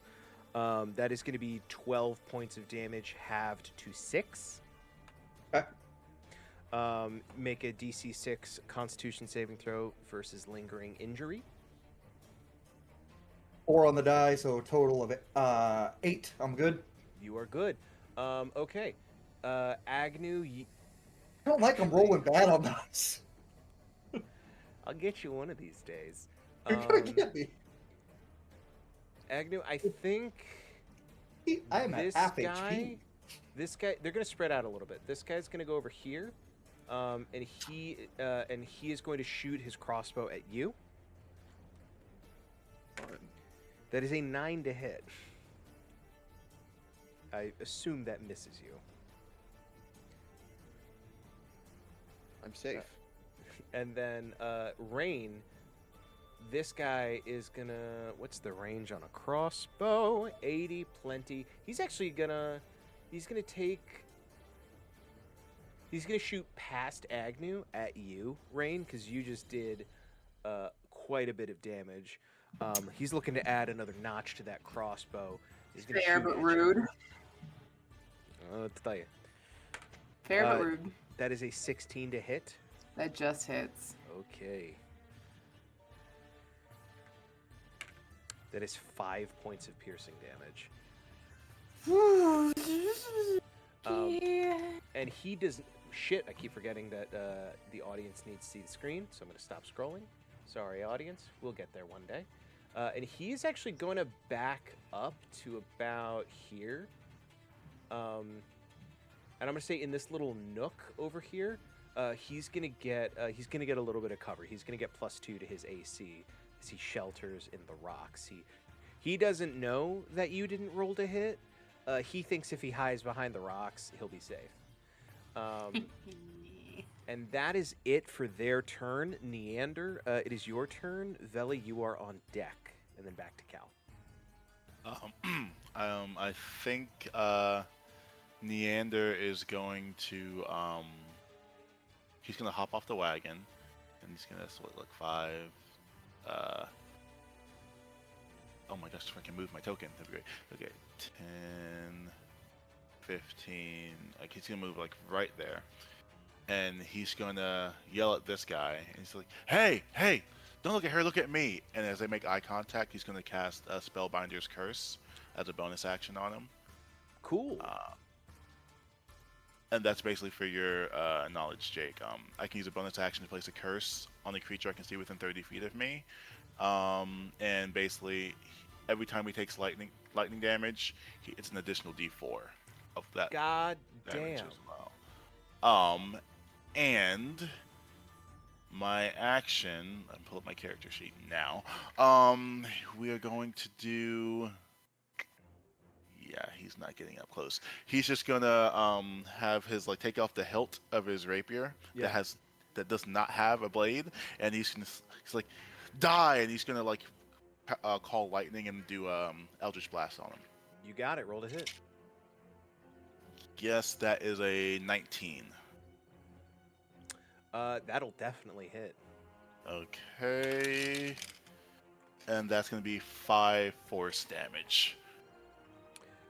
To that guy down there who was, I don't think has taken any damage. Right there. So yep. he is, you blasted. That's a serious hit. Would have killed any normal person. But these are professionals. And that's gonna. I think that's gonna be. That's gonna be Neander's turn. Yep. There you go. Okay.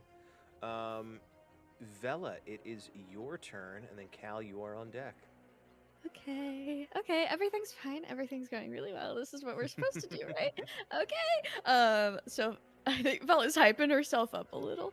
And is gonna move to get. God, trying to grab her. Hang on. Wrong button. There we go. She can use, I think, all of her movement to get next to Agnew. On this side. I think so. But what if I'm gonna go right there. And let's see how far. Okay, that's just within 15 feet, so I can do that. I'm gonna get this. Trying to click on him. The guy that's closest to her. I'm gonna fling a card at him. Yeah. Go for it. A little. This guy? Yeah, that guy. You got it. I don't know why when I was selecting him he wasn't doing that. Okay, let's see. Oh no. Okay. All right. Oh, okay. 18 plus 6, 24. That'll do it. That'll for sure. You guys are rolling really well to hit. I think. And he's within 5 feet of. I get sneak attack. You do get sneak attack. You are a rogue, which I keep forgetting. Excellent. Next Keep thing you're a forgetting. bard. I'm right here. Keep forgetting that. Okay, it works in my favor. Fair enough. Keep Okay. thinking you're a Wow. bard and you're like, Done. nope. That's 13 points. You fucking kill this guy unless. Number 2. I don't want to kill Unfortunately, the guy. unfortunately, That's our first person kill. your strike wouldn't have been lethal. Unfortunately, this bandit, this goon, shifts their body as they're trying to just beat the shit out of Cal, and what would have been a either distracting or a wounding blow. Unfortunately, the card and they're not, and they fall to the ground, and very quickly. I will say, for Vela's sake, you do not see exactly. Also, I probably should have been imposing things because of darkness, because it is nighttime right now. But don't worry about it. I've got dark vision. Well, then, unfortunately, you can see what happens as they fall to the ground and die. Oh, Oof. Uh, oh, God. She's immediately. I think she's going to scream, and then she's going to use her remaining 10 feet of movement to get to him, and like kneel down to try to like stop the bleeding because she cannot believe that she just did that. you run up. I think with 10 feet you can close that distance. Unfortunately, as you kind of like drop to your knees, you are not going to be able to save them as Oh, no. let me put a little marker on them because they are dead. Cal, you see this happening right next to you. Why aren't the markers actually popping up? That is so odd. They're showing as dead for me. Yeah. There's Oh, with like the no little X. X. Oh, the well, Little X extra is- popping up. then I just can't Well, see them. Well, Sorry, now Well, it's audience. the one you had one on that guy that just disappeared. Well, hang on. Put it back on. There you go. There you go. Yeah, it's there. There you go. I can see it. Hey, audience, bear with me. Okay. Vela, that is your turn. Bringing us back to Cal. There are two upon you. What would you like to do? So neither of the two upon me have been hurt yet, right? Let me check my notes. I believe the small one has. Okay. I think Cal- Agnew did a. They've got like a crossbow bolt sticking out of like a bit of their armor where Agnew hit them. Okay. I'm gonna swing at the bigger guy.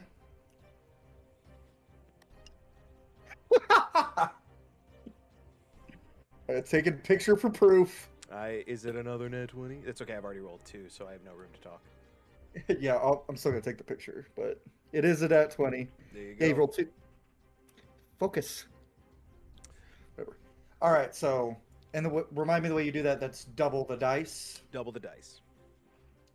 Okay, so that's 2d12 plus 6. 9 and 12. Yeah. 17 plus 6 is 25 damage. That will to the bigger one. Yeah. That will absolutely do it. Oh, and for reference, every round while I'm raging, I get more temp HP as long as I'm raging, and it can stack. So I kind of have a little berserker seems kind of busted Just in this. build check. in this We'll system. check. I'll read the book at some point. I can send you the the- fix, but it's It's okay. I mean, I have the book. I am going to this little one is going to use their reaction to make a melee weapon attack against you. They unfortunately have no allies left, so they do not have advantage. That is, however, still a 17 to hit. that does not hit. Yeah, I Don't worry about it. I have 18 dex and 18 constitution, so I have +4 to both. Unarmored defense is 10 plus my dex and con modifier. Yeah, that makes sense. You guys are going to start to fight so much. I'm tougher sorry. stuff. I'm sorry. Cal is going to raise. Cal's on a different difficulty level than you.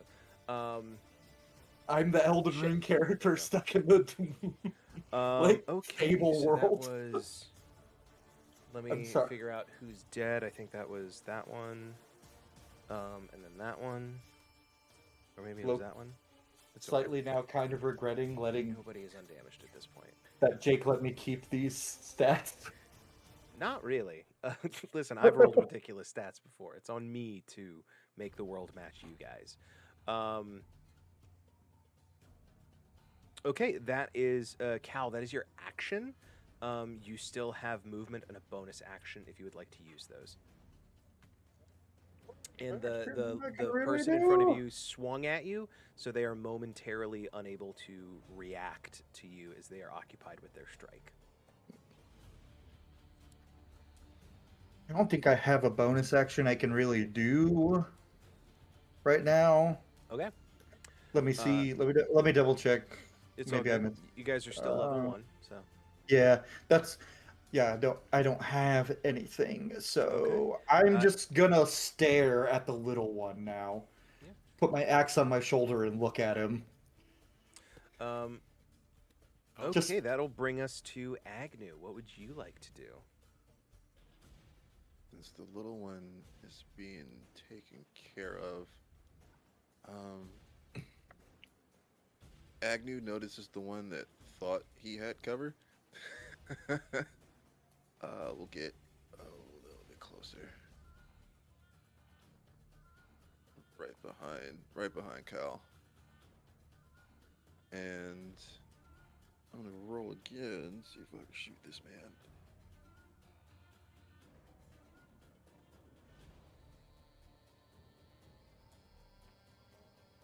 Okay, feeling safe. 19. 19 to hit? Yeah, that'll hit, definitely.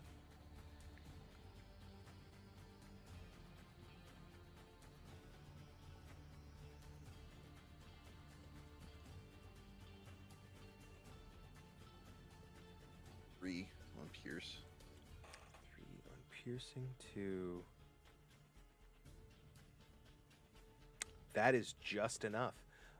He's peeking out from behind the rock, and you just get him right in the neck, or wherever. Honestly, it's your kill. You could pick if you want. Jugular's fun. There you go. A lot of neck. Let me add the dead marker, even though I can't see it. so net game on point tonight, I guess. What? Rain, it is your turn. Okay. Yeah. So she did have her eyes focused on that one, but she's a little enraged right now. I think I can safely say this is her first time being crossbowed. She's a little mad. Yeah. So she's do gonna. that to you. Yeah, that'll do that to you. So if there is anybody else in the vicinity with a crossbow between these two, Yes. she's gonna go with the other crossbow one. This fellow right Okay. there is looking like they're gonna shoot somebody with a crossbow pretty soon. Okay. Momentarily, I might even say. Then same thing to that one. She's gonna focus on the mechanical clicking and send a sacred flame towards that one. It's a dex got it. save. 16. Okay, I think that saves, which means that I believe nothing happened. I believe. So let me so. double check that number, but yeah, that saves. They saw you do a similar thing to the other person, and they're ready for it. They're a little quicker on the draw. Anything with your movement or bonus action? Fair enough, fair enough. All of our people are still okay, so I don't need to use a healing word yet. I'm pretty banged up. I mean, I'm not feeling great, but I'm gonna save it for like dire needs. That's fair. I think I'm gonna move a little tentatively closer, but that's about it. Okay. Mostly checking on Vela because I see that she is distraught, Fair enough. but I Yeah. don't fully necessarily know why and how fast combat is moving. All right, crossbow guy, because he didn't get taken out. I'm gonna say because you were the last one to Yeah, go that's at fair. him. You're who he's gonna go for. It was either That's gonna be fair. you or Agnew. That's fair. I deserve that. It's a nat Uh-oh. 20. fuck. Finally, finally. It was fun.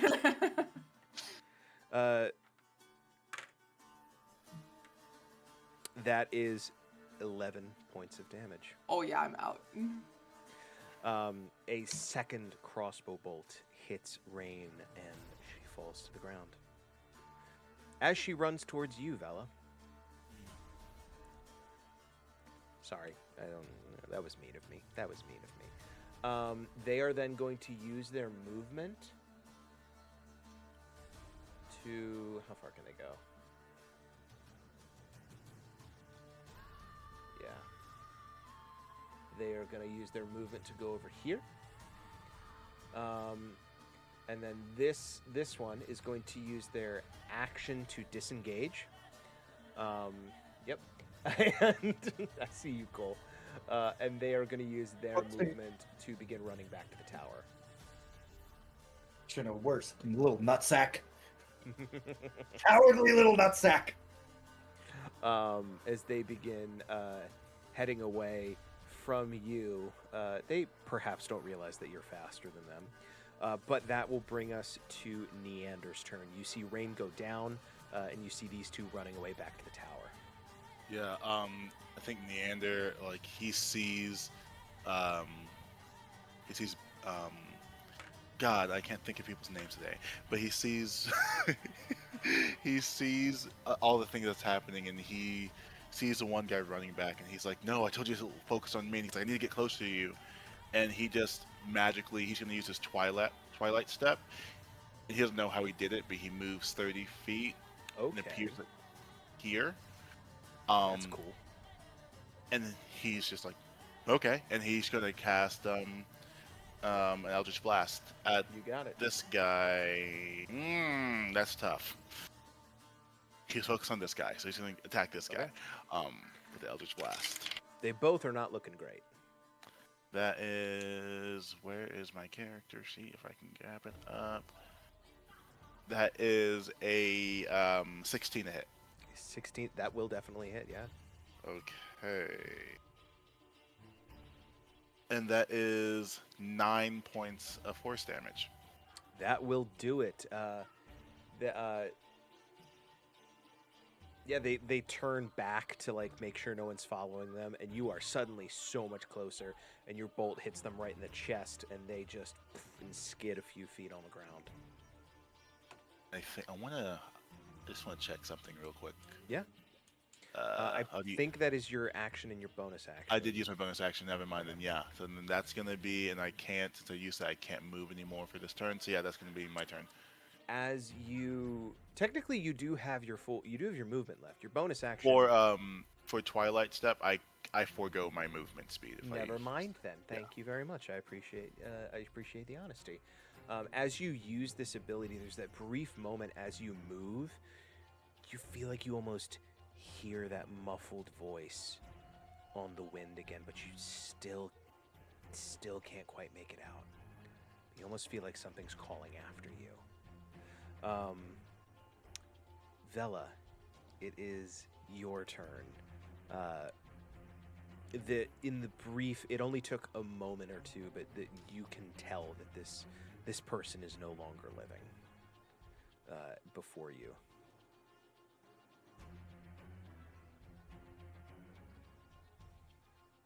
You're muted. Sorry. Bad. Okay. She's going to then have to. The like blood on her hands is like. I gotta deal with that. A second. She's gonna turn to Rain because Rain fell near her. And is gonna run over there and try to stabilize Rain. Okay. Give me a wisdom medicine check. Oh god, I'm so The X is a bit much, I think. She's not dead yet. I'm looking at my medicine. Oh god, I have a +0. She's just sleeping. 11. So That'll peaceful. do it. Okay. You stabilize Rain. Rain is still at 0, but is unconscious, but is no longer making death saves as you manage to staunch the bleeding of the wounds and keep her from bleeding out. That is your action and some of your movement. Is there anything else you want to do, or do you want to stay with her? I will stay with Rain. You got it. Bringing us back to the top to Cal. It is your turn. This person is running away back towards the tower, and you see Vela tending to Rain behind you. So- Neander is suddenly next to you guys. He sees everything happening, and which one of the two guys died? You don't have an X over one of them. Ahaha. He died, I believe. They are dead. Okay. Cool. Bloop. And You have the movement. swing. 15 to hit. 15 to hit. They are, because it has been their turn, they have their reaction back. Everyone's been rolling too high for this to matter. They're going to use their reaction to add to their AC, which makes their AC 16. Everybody's been rolling way too high margins for it to matter, and it finally mattered as they like go into a somersault, dodging your strike. So I rolled a 10. Oh wait, no, I can't math. Wait.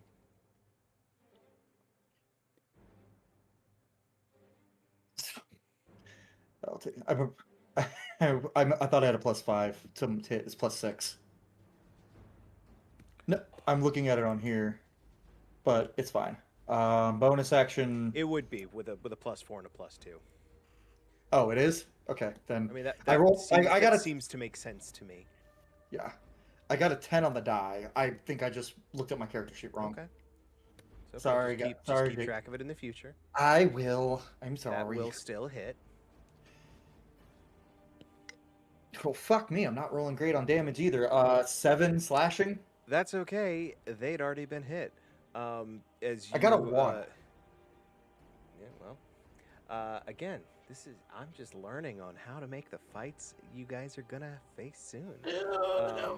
It's as you- only Cole. It's literally. And the rest of you are gonna suffer for it. No, all I'm you have to do is force Cal to surrender. You just have to play Cal's hand, not try to get Cal to 0. Teacher? We'll see. No,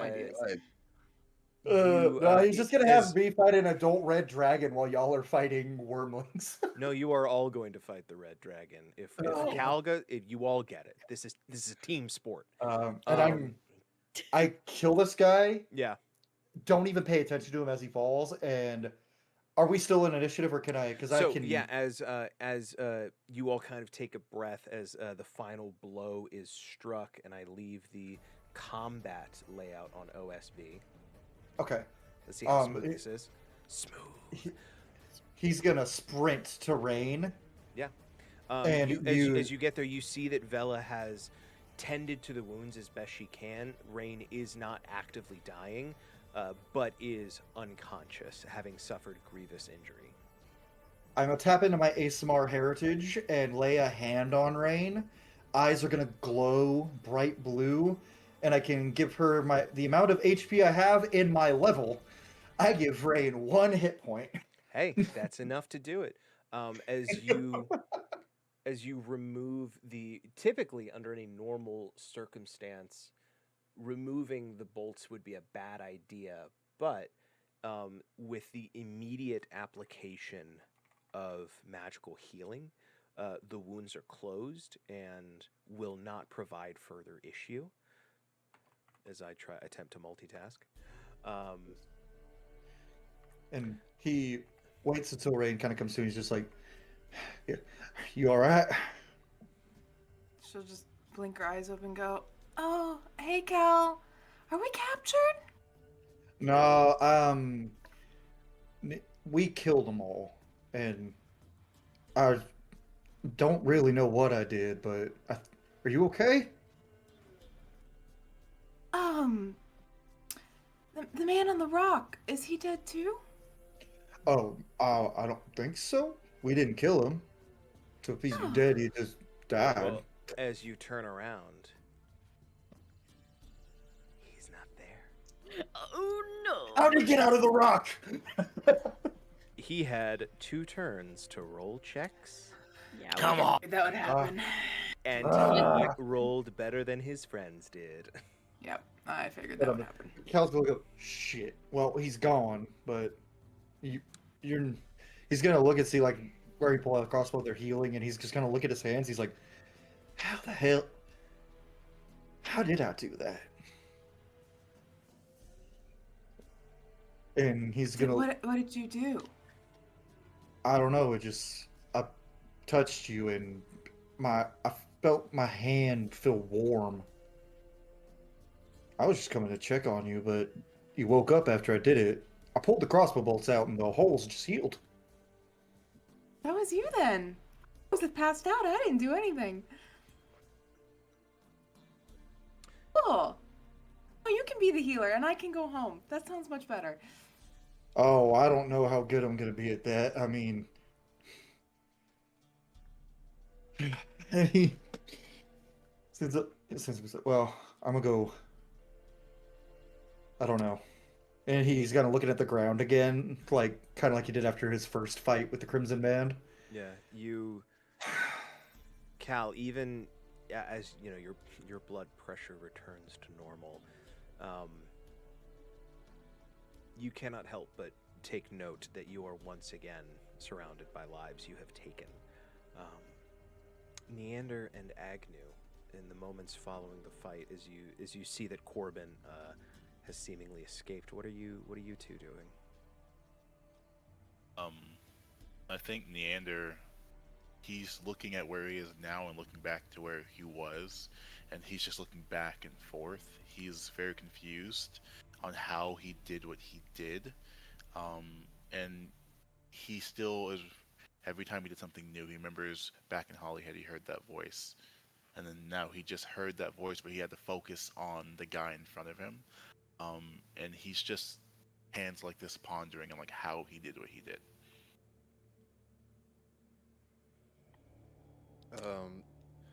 Agnew takes a quick look around.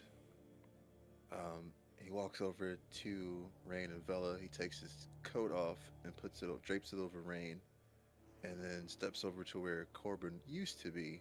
Can I roll investigation, see if I can pick up any footprints? You absolutely may. Okay.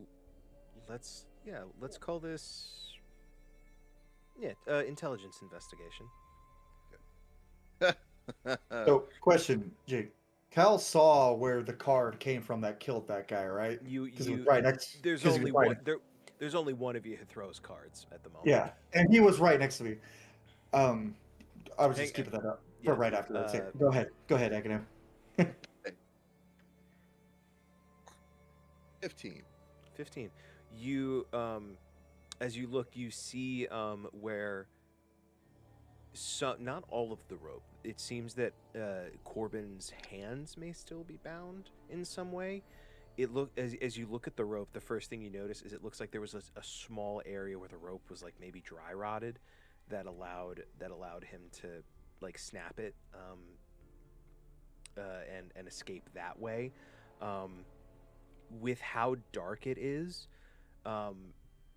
you don't find a trail, but you do feel confident that if you either did a more thorough investigation, like by torchlight, or if you came back when the sun was up, you think you could pretty confidently find his trail. Okay.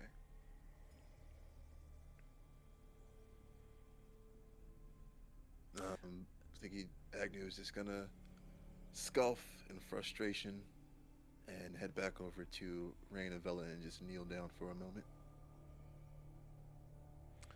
I think Agnew, potentially with your experiences at this point, you see Vela is very shaken. Vela, count my fingers.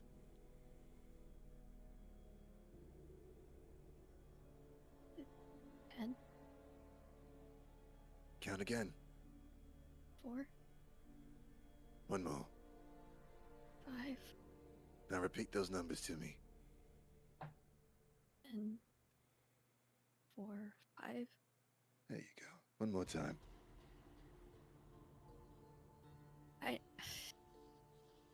I know what you're doing. I don't.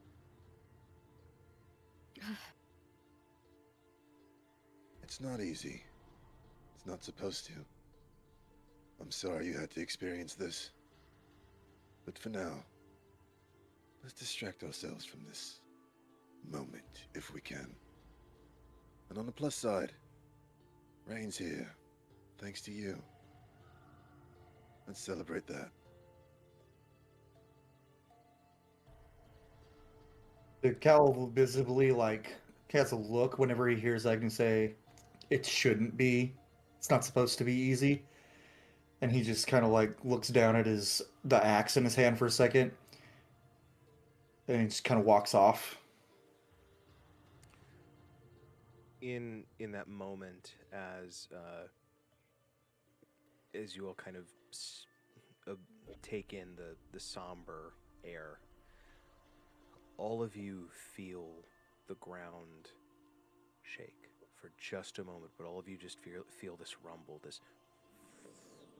I can't do a good noise right now. For only maybe a second or two, you feel and hear something deep beneath the earth, and you begin to hear distressed cries from the tower ruins.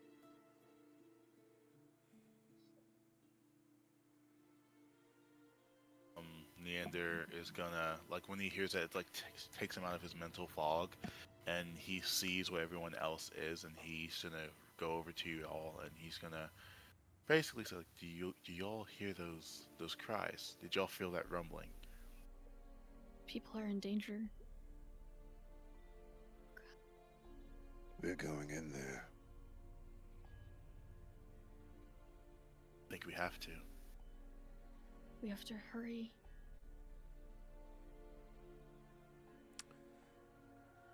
I suppose Rain is the only one I would question on this. Are you guys going on foot, or are you grabbing the cart? I feel like we gotta go on foot for this tail end of it. Okay. I think so too. You guys move forward. While this is happening, Yeah. He's gonna help. Neander's gonna help Rain up, and he's gonna look into his packing set, and he's gonna bring out that vial, and he's like, aka the health potion. He's like, I think I have this if you need it, but I don't. It's up to you if you want to take this now.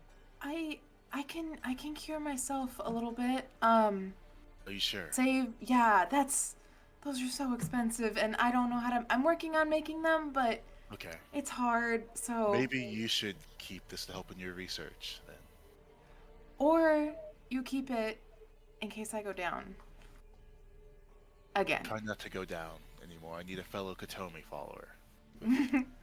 I'll try.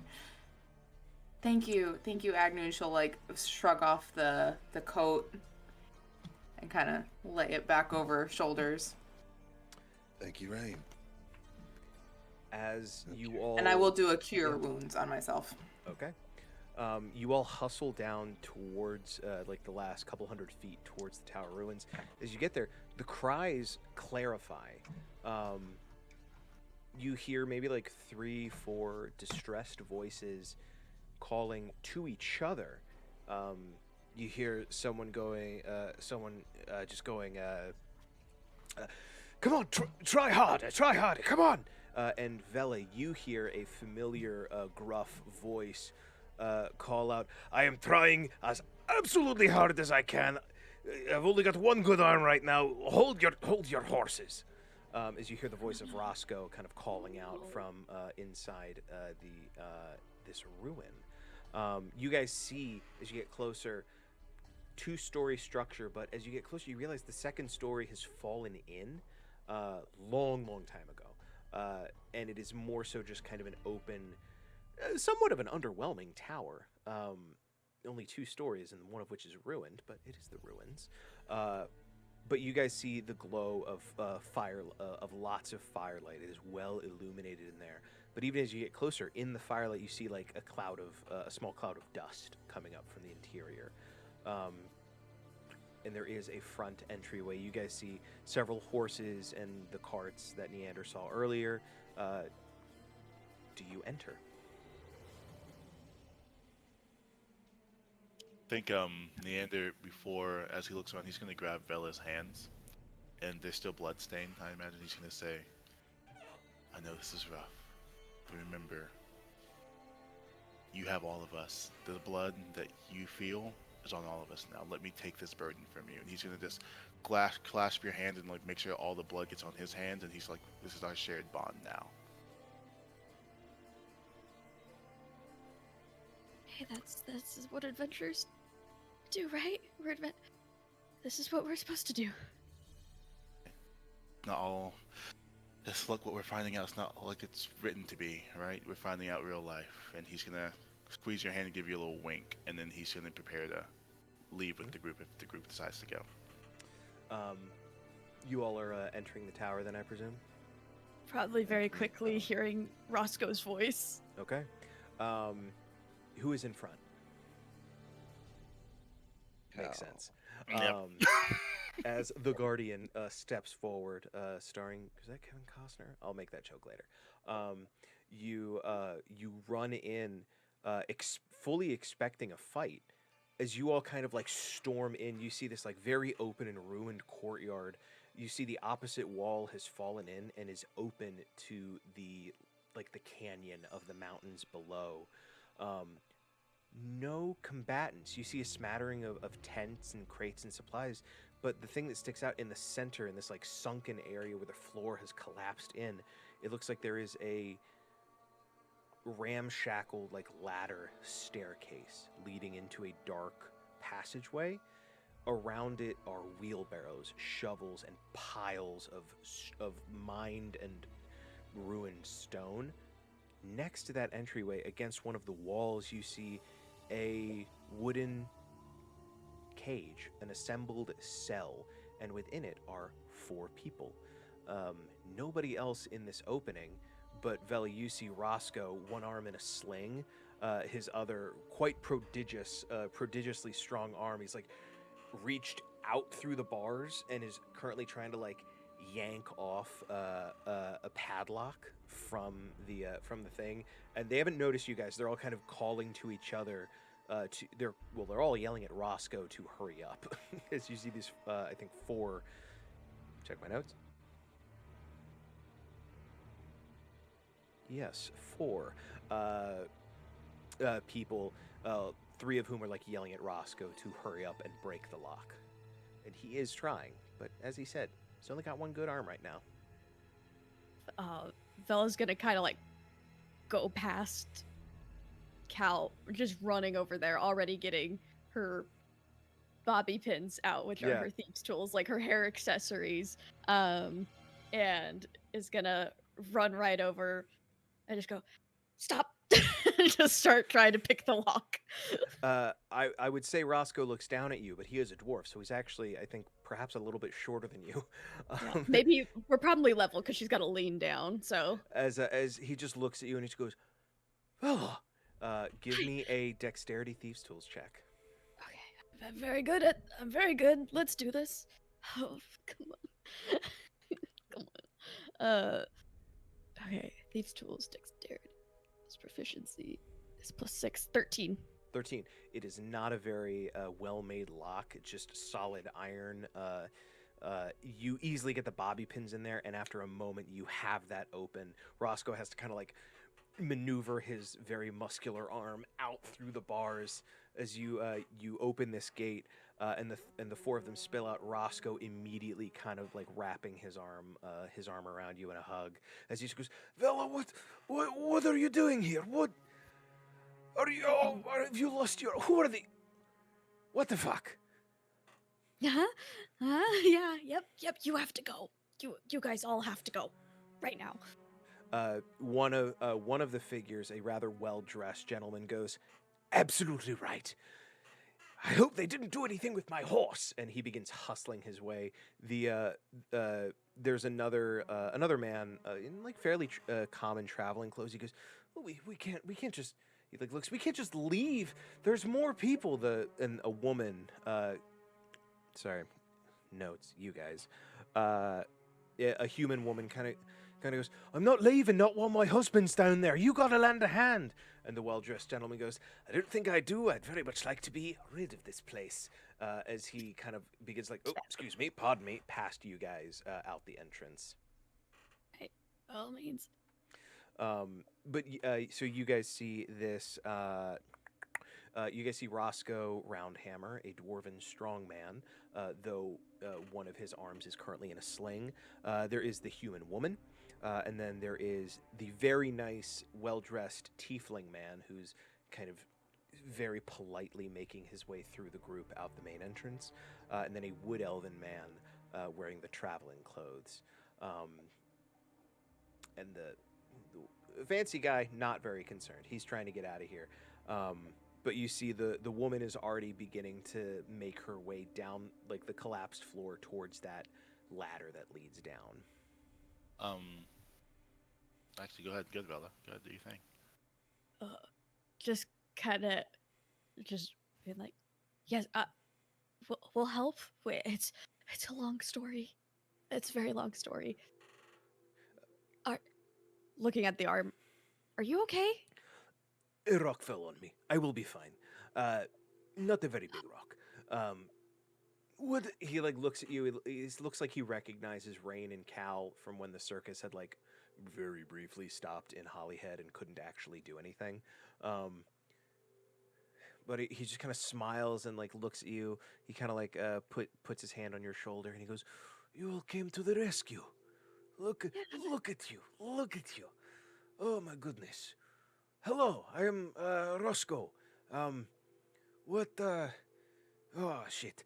As he goes, "Anna, do not go down there by yourself." And calls out to the human woman. And she kind of turns and looks at you all, and she goes, "We have to get down there." Okay. Yes. What are the rest of you doing in these moments? Yes. I want to ask any of it. Like, where did the rumbling come from? What did this collapse? What's happening? The human man, it looks like he's going through the belongings of some of the tents nearby, looking for something. As he kind of calls over his shoulder, "It came from where they're digging down below. We've been trying to tunnel down through the ruins, and I guess they finally found it."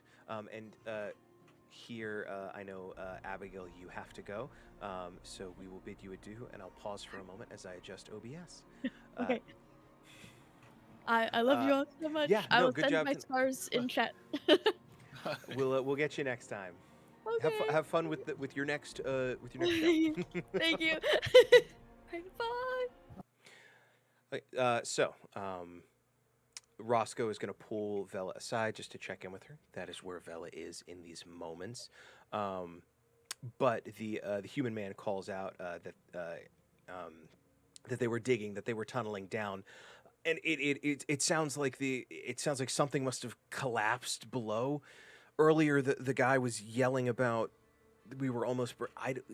Something's down there. It's pretty deep at this point. You don't know what you were digging for.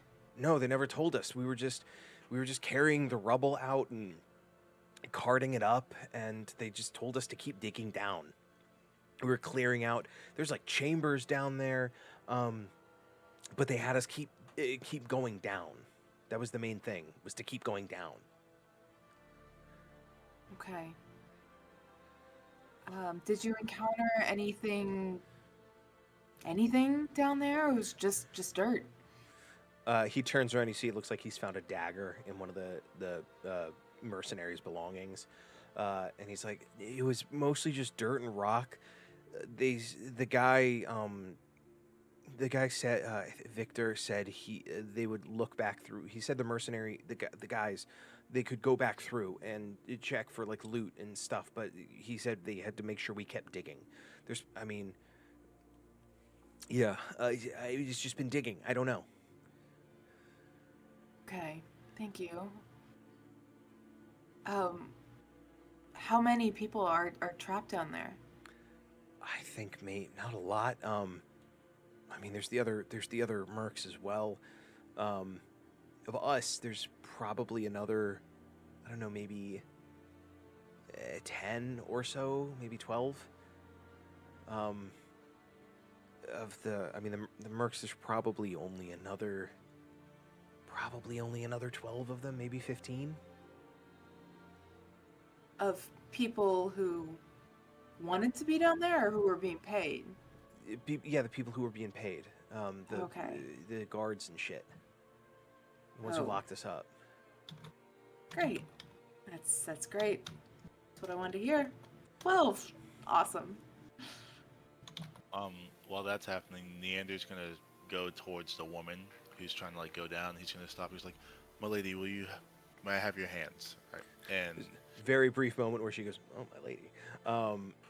She looks at you kind of confused, and she like points. She points down like, "We don't have time for this. We don't know what could be going on down there." And Neander's just gonna nod understanding. He's gonna just speak in her mind now, and he's gonna say, "Tell me about your husband. We can possibly save him, but you going down there, risk both of you not leaving here alive." Her expression immediately changes as you speak into her mind, recognizing you as a practitioner of magic and therefore probably somebody important. She like takes a breath. My husband, Ferric, he's down there. He was on the digging shift. He's tall. He's got brown hair. He's human, and I haven't seen him tonight for hours, and now the noise. She kind of gestures over to Roscoe. There have been small cave-ins here and there, and we don't know. As she says that,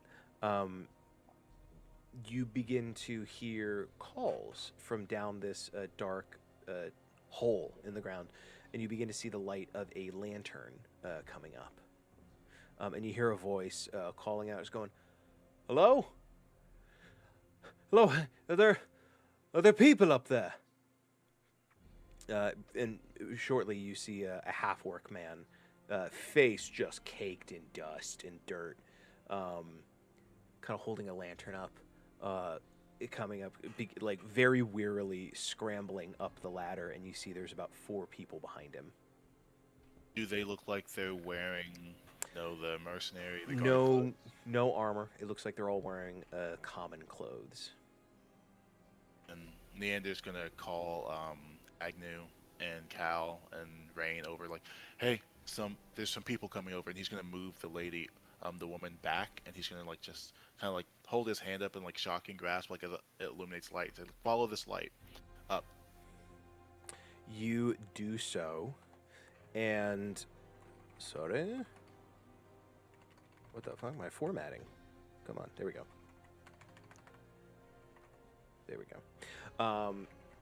You do so, and you see about 5 total of these people just caked in dust and dirt, making their way up.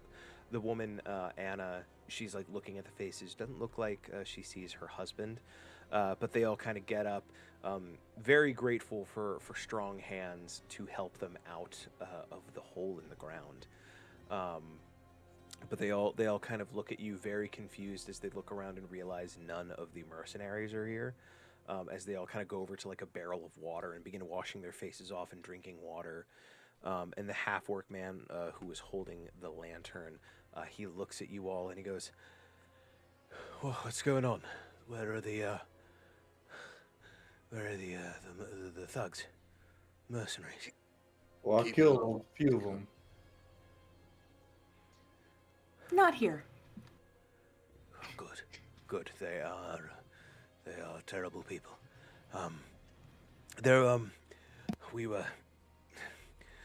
He looks over and he sees Anna, and he kind of goes, "Anna, Ferric is down there," and he looks back at you. He goes, "There are some people trapped. There was we were tunneling, and we found a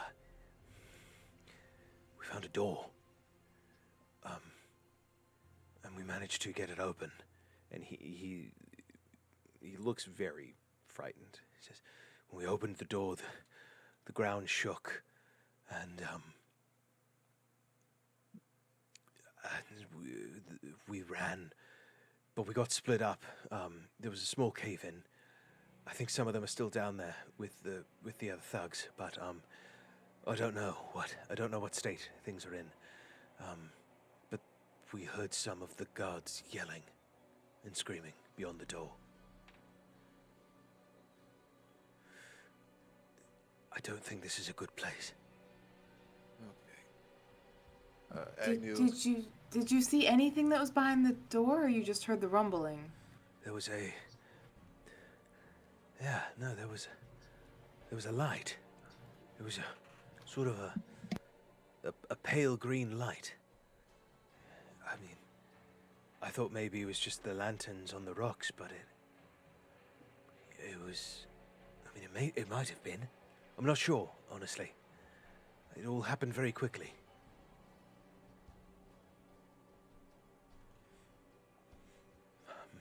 Yeah, pardon.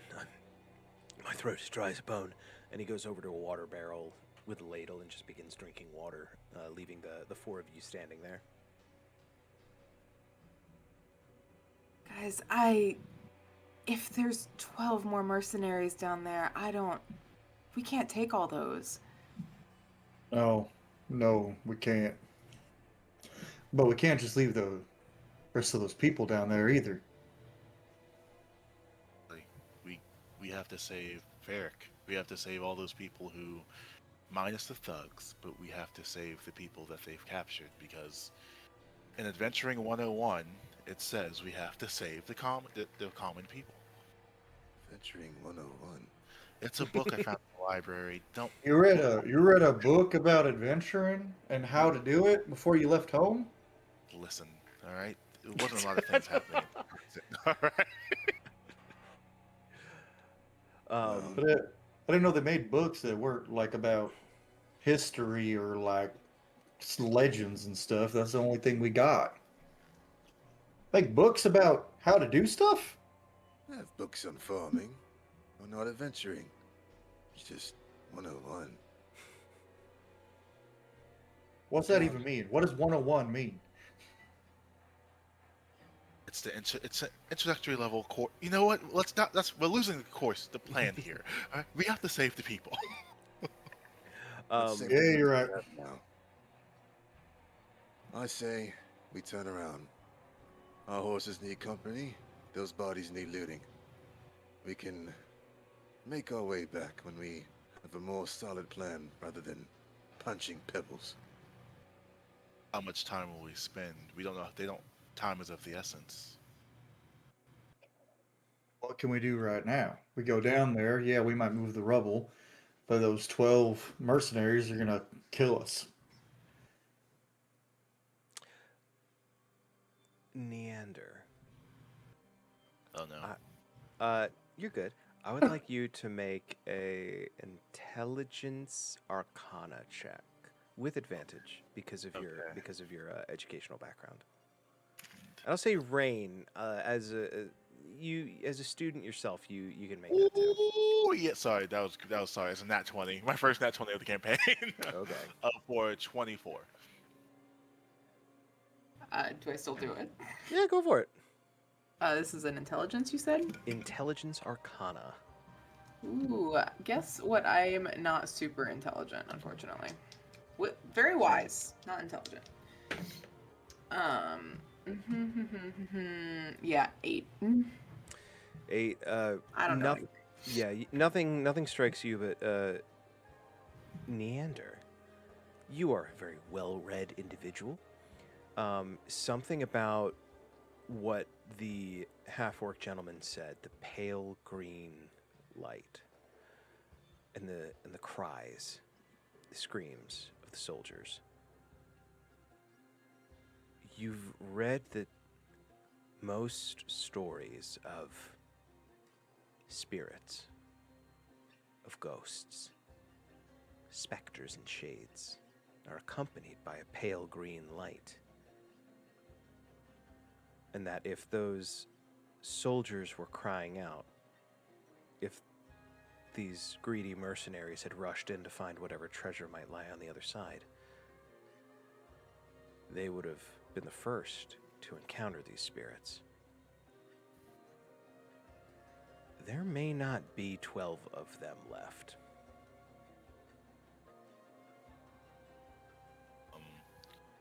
Neander Taylor. Well, based on what he said, there were screams and the green light. And he's going to check in his journal. According to my notes, I think there's spirits or specters down there. They're usually accompanied by a green light, like of his description. He said there were about 12 down there.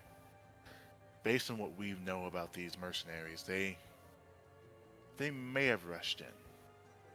We may have less enemies than we think, but there is still, if that is a specter, I'm not sure if we want to take that on in our current state.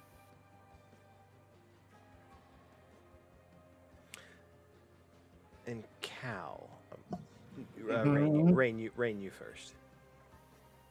Okay. I don't got Cal, anything. Cal, as you're taking in the space, I would like you to make a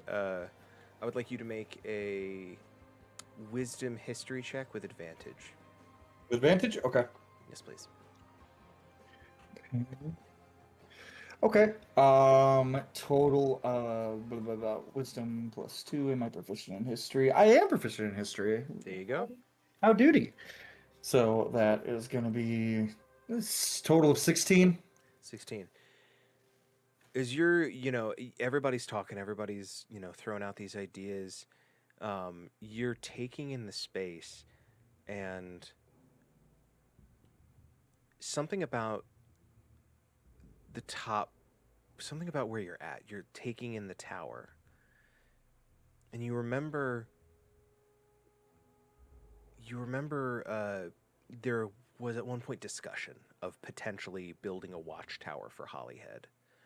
And people were talking about what features this might have, who would take care of this watchtower, the logistics of it. Perhaps, not all the way in Cal's focus, but as you look around, you look at the structure of the floor you're on. The windows that are still intact, they have the angles to them that you could shoot archery, you could shoot crossbow bolts and arrows from. You don't think you're on the ground floor of a watchtower. You think you're on what was once the upper floors of a watchtower. And you see, as you kind of make that connection, you don't recognize it on you got a 16? Yeah. You don't recognize it, but you see the remains, long since weathered and ruined, of a chunk of what looks to you like some kind of crest, some kind of identifying symbol carved into one of the ruined walls. I'm gonna go up to that. But hey, Neander, got a second? You're muted. Neander's going to look over and he's gonna start walking towards you, and she says "What's up?" With his wall, it looks like a old faded crest, and no, I don't mean this in a bad way, but you're a lot older than me. You might recognize something like this. Also, we're looking around. We're not on the top floor. We're not on the bottom floor of a watchtower. This used to be an upper floor. And Neander would look around and he would just nod. Yeah, Can he look at the crest and see what he would? Yeah. know? This would be intelligence history to get a little more info from it. Not trying to call you old, but I mean you keep calling yourself old, so. How old do I look, Cap? I thought honestly, it's hard to tell with elves, but I mean I figured closer to my age than you are. A dirty 20. A dirty 20. Something about it, it's not quite right. But it almost looks like vaguely similar to the crest of the Debris family, one of the great houses. But even to you, this design looks ancient. If it is if it is related to the Debris family crest, this is an ancestor of that crest, long removed. Yeah, so Neander's gonna look and talk to Cal and said, pointing out the crest. He's like, "You see that there? See how that moves? You've heard of the Debris family, one of the great houses, yes? You're familiar with their family crest, their coat of arms, yes? Vaguely familiar? I mean I've learned about Paul made sure we knew at least the basics, so It's pretty. The great houses would be pretty common knowledge. yeah. He's like, you see how the crest is not just right, and then the colors are different. This crest is ancient, but it's very debris-like, almost as if this was an ancestor, a predecessor of the current debris household. There's more to this tower than meets the eye. Something weird is definitely going on here. And I think it might be deeper than we think, too. So I guess the only question left is, what the fuck do we do now? That's a very good question. And Neander's going to walk back, and he's going to say, "Oh, by the way, Cal, I'm 250 years old." And he just winks and walks back towards the... Damn. And he's gonna go, damn, in 2 days you'll be 10 times my age. And Neander's just chuckling as he walks back. And he's going to relay that same information about the crest to Rain and Agnew as well. Just say, "There's more to this tower than meets the eye."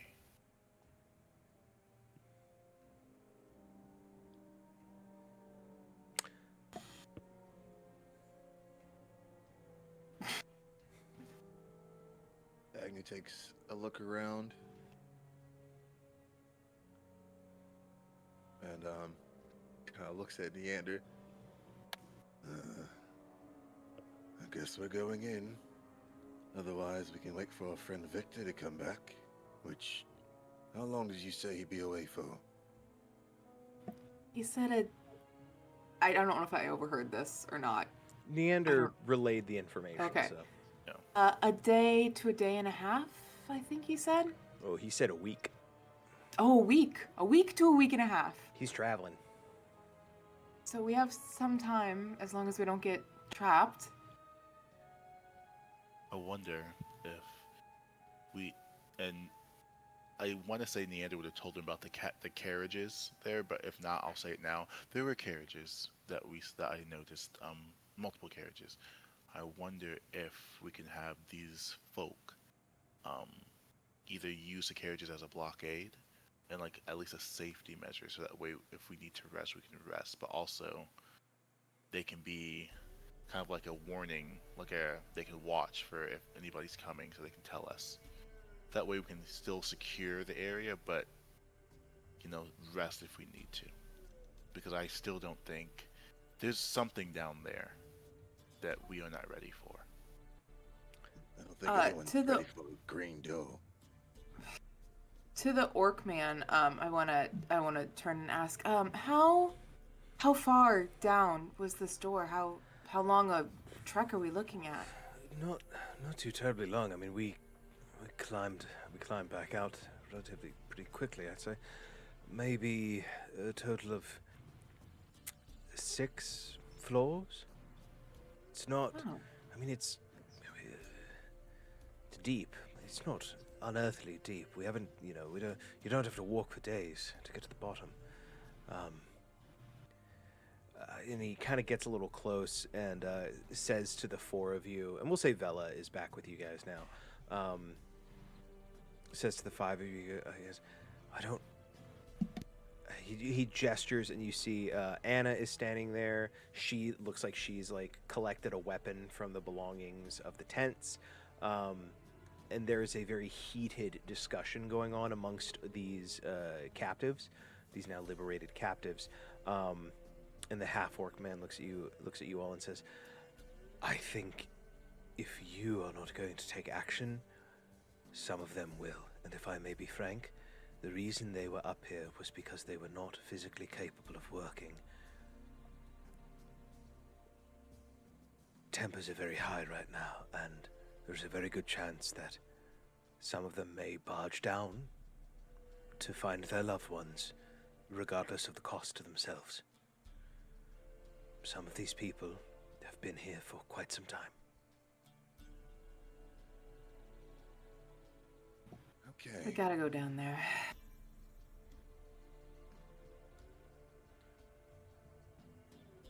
What do we know about spirits? If that's what we're facing. Anybody? I know it's another word for alcohol, but other than that, I don't know much.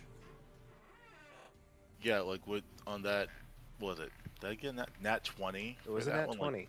Yeah, would I know anything more I will give you this. This is something I enjoy doing. On a nat 20, you may ask me for one thing from a stat block of a potential enemy, and I will give it to you. That could be HP, AC, potential, if there's a damage resistance, an attack. You will get one thing from the stat block of a potential threat.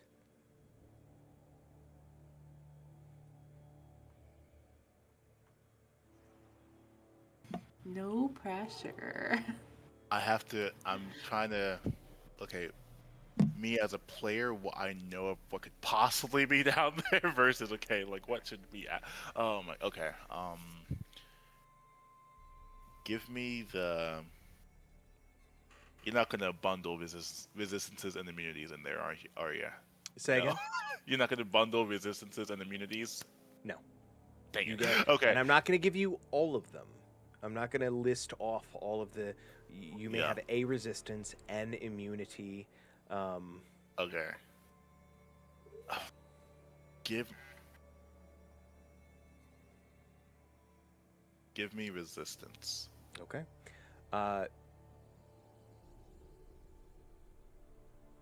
This might be a softball, but the majority of undead spirits are resistant to any type of damage from a mundane weapon, a weapon that is non-magical or potential or non-silvered.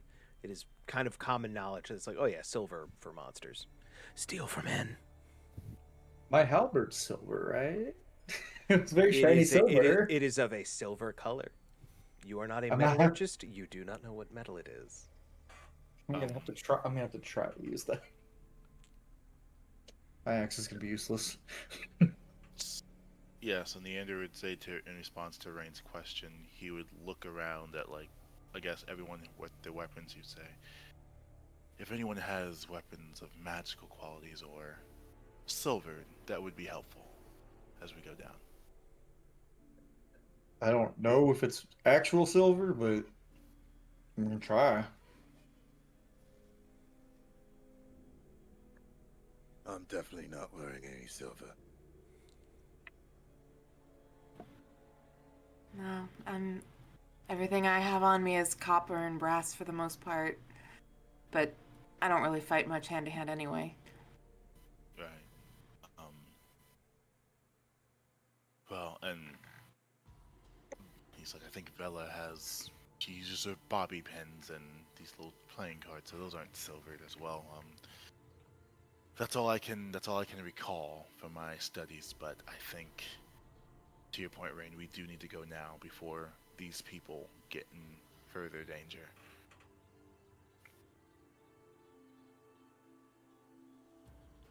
And I think that is where we will end the session. Thank you so much for joining us. I do hope you'll tune back in as we descend into our first dungeon. But thank you so much for joining us. We will see you next time. Remember to do all the things to support, like, share, subscribe. Make sure you're following everybody and checking out our wonderful supporters and providers of atmosphere and decoration for the stream. We will see you next time. Take care. Be safe. Bye-bye.